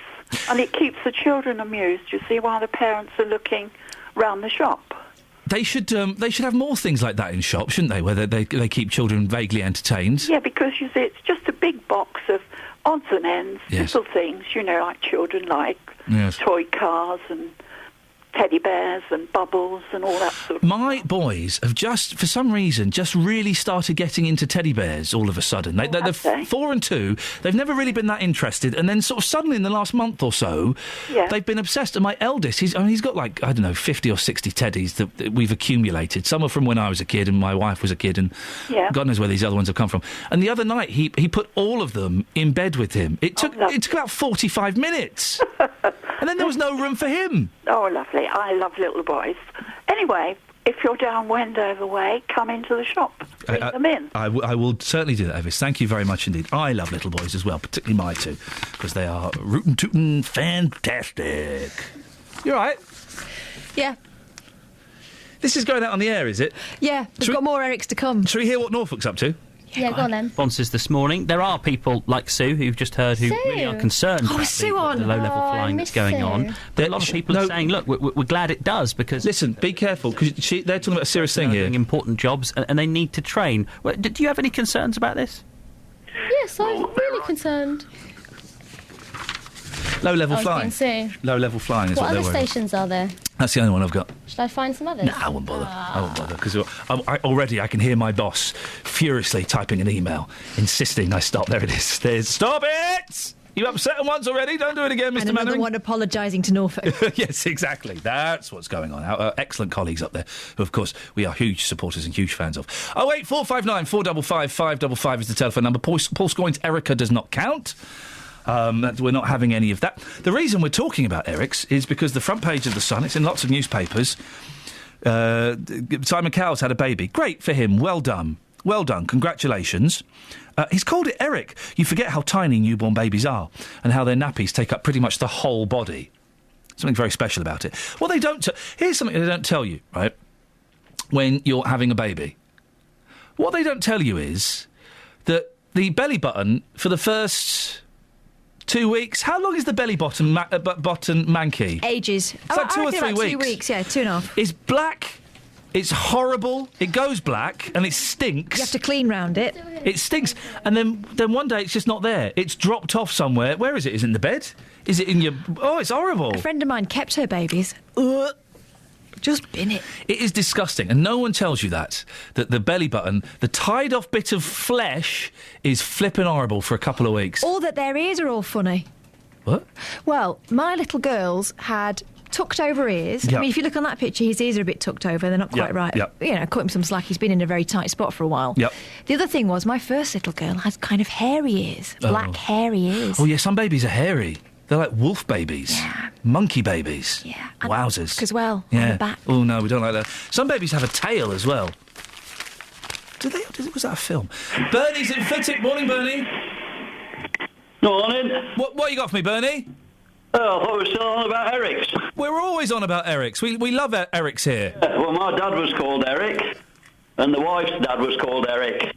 Was the wife called Eric? The dad's wife was called Eric. The dad's wife? No, sorry, the wife's dad.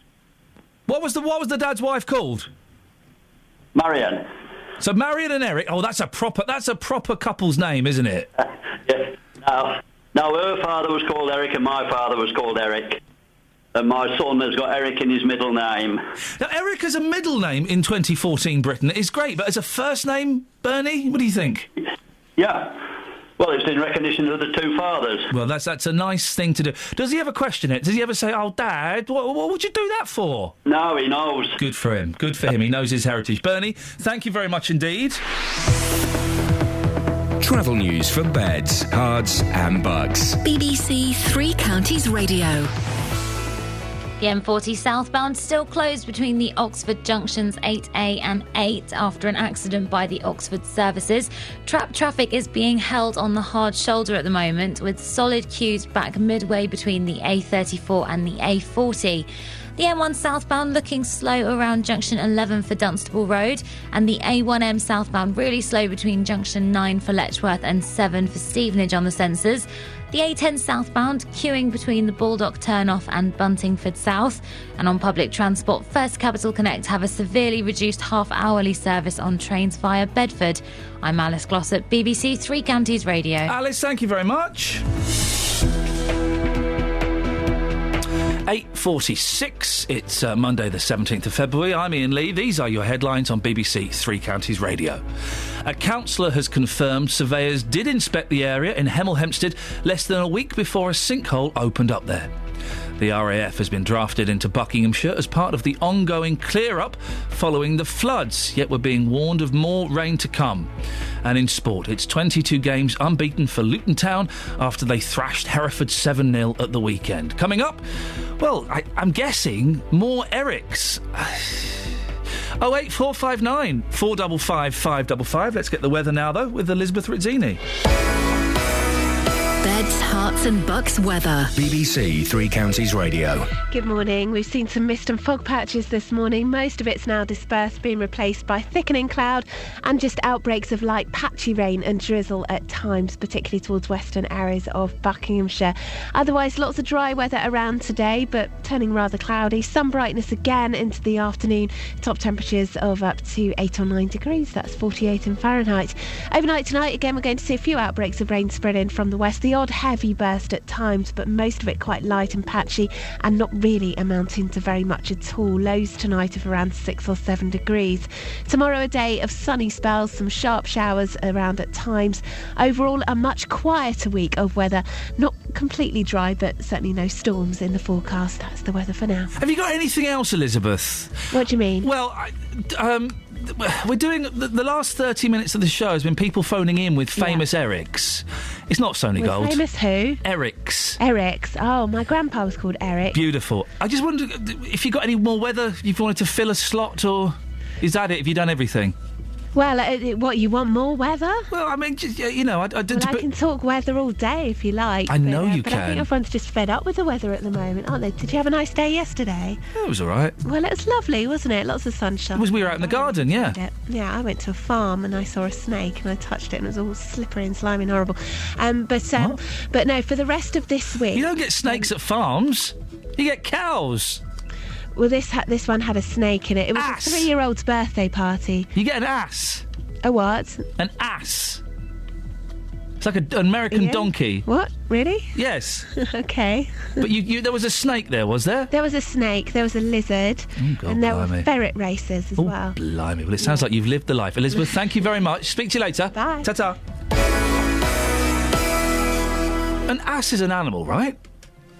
World War I at home on the BBC. The number of men who died probably reckoned to be about 135. Revealing untold stories. If we can show at Wadston, if we can be seen to be trying to do something for the war effort, then everybody else should be able to do that. Discovering local memories. I tracked a dead man down a trench.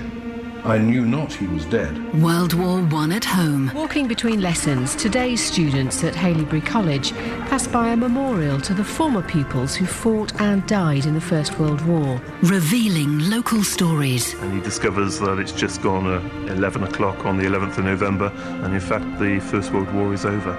World War I at home. Here on BBC Three Counties Radio. We're just about getting away with it this morning.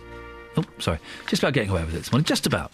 08459 455 555 is the telephone number. What are we talking about? Well, pretty much anything. Eric's seems to be the call du jour. But Avril's not called in about Eric's, have you, Avril? I haven't, no. What have you got for me? It's just an interesting story. Interesting thing that's going on in Kings Langley in Hertfordshire at the moment. Oh, yeah. This week is the launch of the third DVD in the series of Game of Thrones. So to mark that, Kings Langley has changed its name to King's Landing for the week.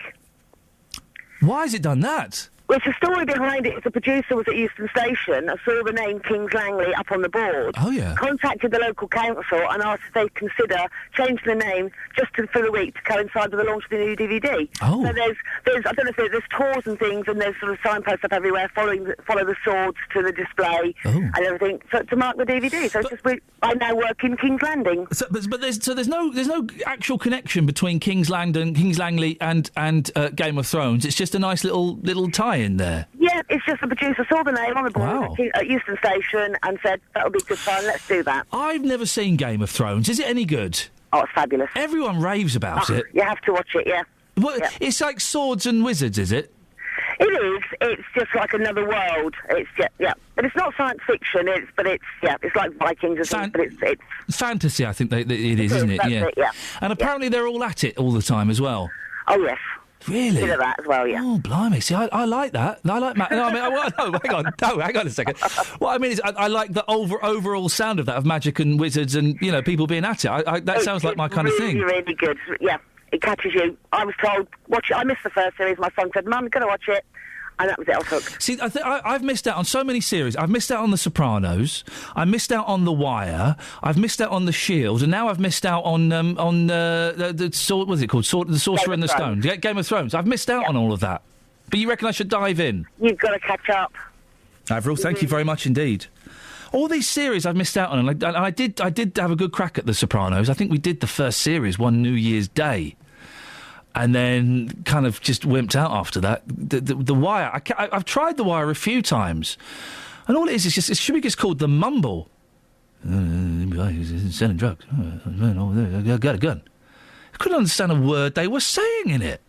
Absolutely ridiculous.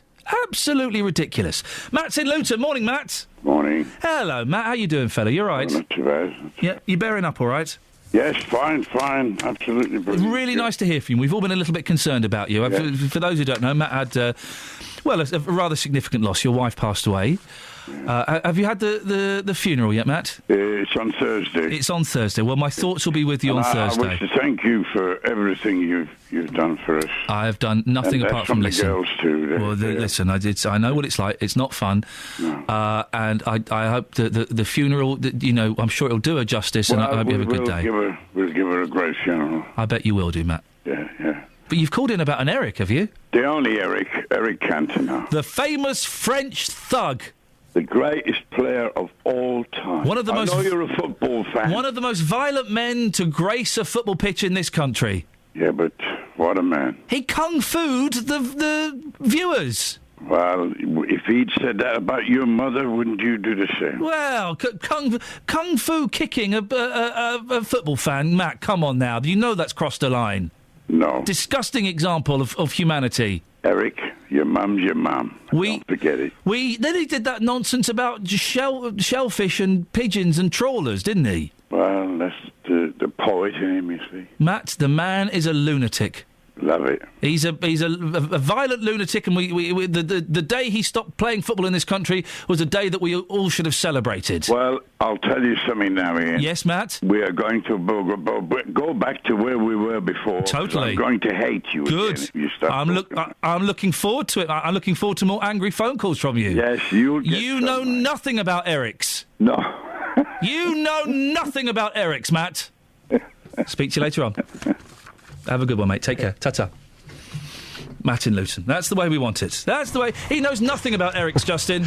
Morning, boss. You well? Violent French thug. He was a genius, but he was a thug. And to be quite honest with you, he should have been banned for a lot longer. He came back, he scored a penalty. Everyone thought Eric's back, he's the king. No, as a football player, unfortunately, you get paid a lot of money to take the abuse. You don't jump in the crowd and start attacking people. Speaking of abuse, Luton Town, 22 wins in a row, 7 goals at the weekend. They are really lining themselves up to be incredibly disappointed at the end of the season when they don't go up, aren't they? It's not quite 22 wins, 22 games unbeaten.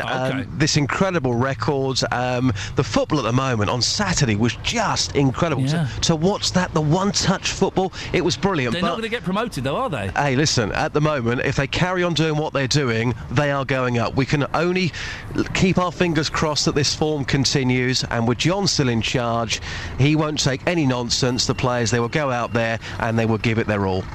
What's happening with the trains? The trains are all up a certain creek, aren't they? Yes, not particularly good this morning. I'm here at Luton train station at the moment. There's flooding and damage to signalling equipment at Patcham Tunnel. That means that today there's going to be a reduced service, so only 2 trains an hour going in from Luton into the capital. The next one's at 19 minutes past 9. And you spoke to somebody earlier on that their advice was that today is going to be tricky. Their advice was to keep an eye on the website firstcapitalconnect.co.uk, but certainly today there is a reduced service on those trains going into the capital. And people are confused as to why the flooding near Brighton is causing problems here, but I guess it's just the way that the train network runs. Absolutely, of course, signalling problems there as well. That affects the whole line, so certainly check that website today, firstcapitalconnect.co.uk. And whilst I've been here, Ian, I've been talking about Eric's. You have been talking about those in the last, 30 minutes or so. Yeah. I've been asking people for their famous Eric's. Got a short clip here. Here's what happened. Stuart, good morning. You well, sir? I'm fine, but I'm off to Paris. I've got a train to catch. Okay. So before we go, famous Eric's. Yeah, Eric Morecambe. Any others? Eric Cantona.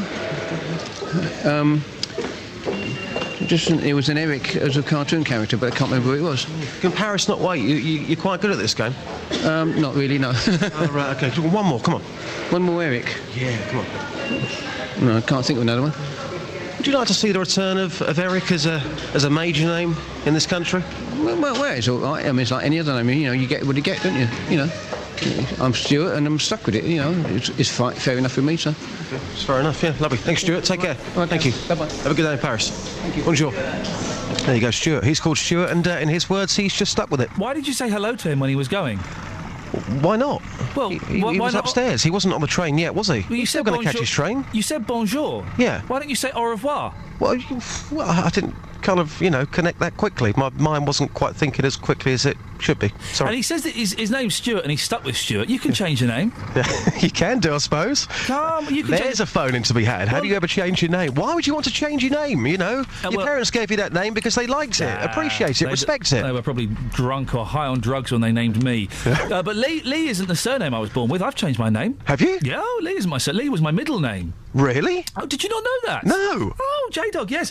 It's one of the most empowering things. You do it online. You pay, I think it's £36.50. Yeah. You type in what your name is. You type in what you would like your name to be. You fill in the £36.50 amount. Right. And then you click the button and your name has changed. What's your real surname then? Come on. Oh, Justin. Come on. Come on. What is it? No, that's it. Come on. Oh, really? Yeah, Ian, come on. Thank you very much indeed. No, Justin? Yes? My real surname, do you want to know? Yeah. You sure? Yeah. It's Dealey. Oh, really? Travel news for beds, cards and bugs. BBC Three Counties Radio. The M40 southbound closed between the Oxford junctions 8A and 8 after an accident by the Oxford services. Solid queues on the approach there. The M1 southbound slow around junction 14 for Newport Pagnell. And also in Newport Pagnell, the London Road heading towards the M1, very slow from the Tickford roundabout. The A1M southbound struggling between junction 9 for Letchworth and 7 for Stevenage. On public transport, First Capital Connect have a reduced half-hourly service on trains via Bedford. It's after problems with flooding. I'm Alice Glossop, BBC Three Counties Radio. Thank you very much, Alice. just about got away with it, I think. Don't forget, there's a new podcast up. Go to the BBC Three Counties website or iTunes. Have a little look there. JVS up next. Until tomorrow at 6 from me. Ta-ta. Local and vocal across beds, hearts and bucks. This is BBC Three Counties Radio. Thank you, Iain. Good morning. Welcome to the JVS show. I'm Jonathan Vernon-Smith. It's Monday, it's 9 o'clock, and on today's Big Phone-In, do you think that immigration needs to stop? 70% of British people want immigration reduced or stopped completely.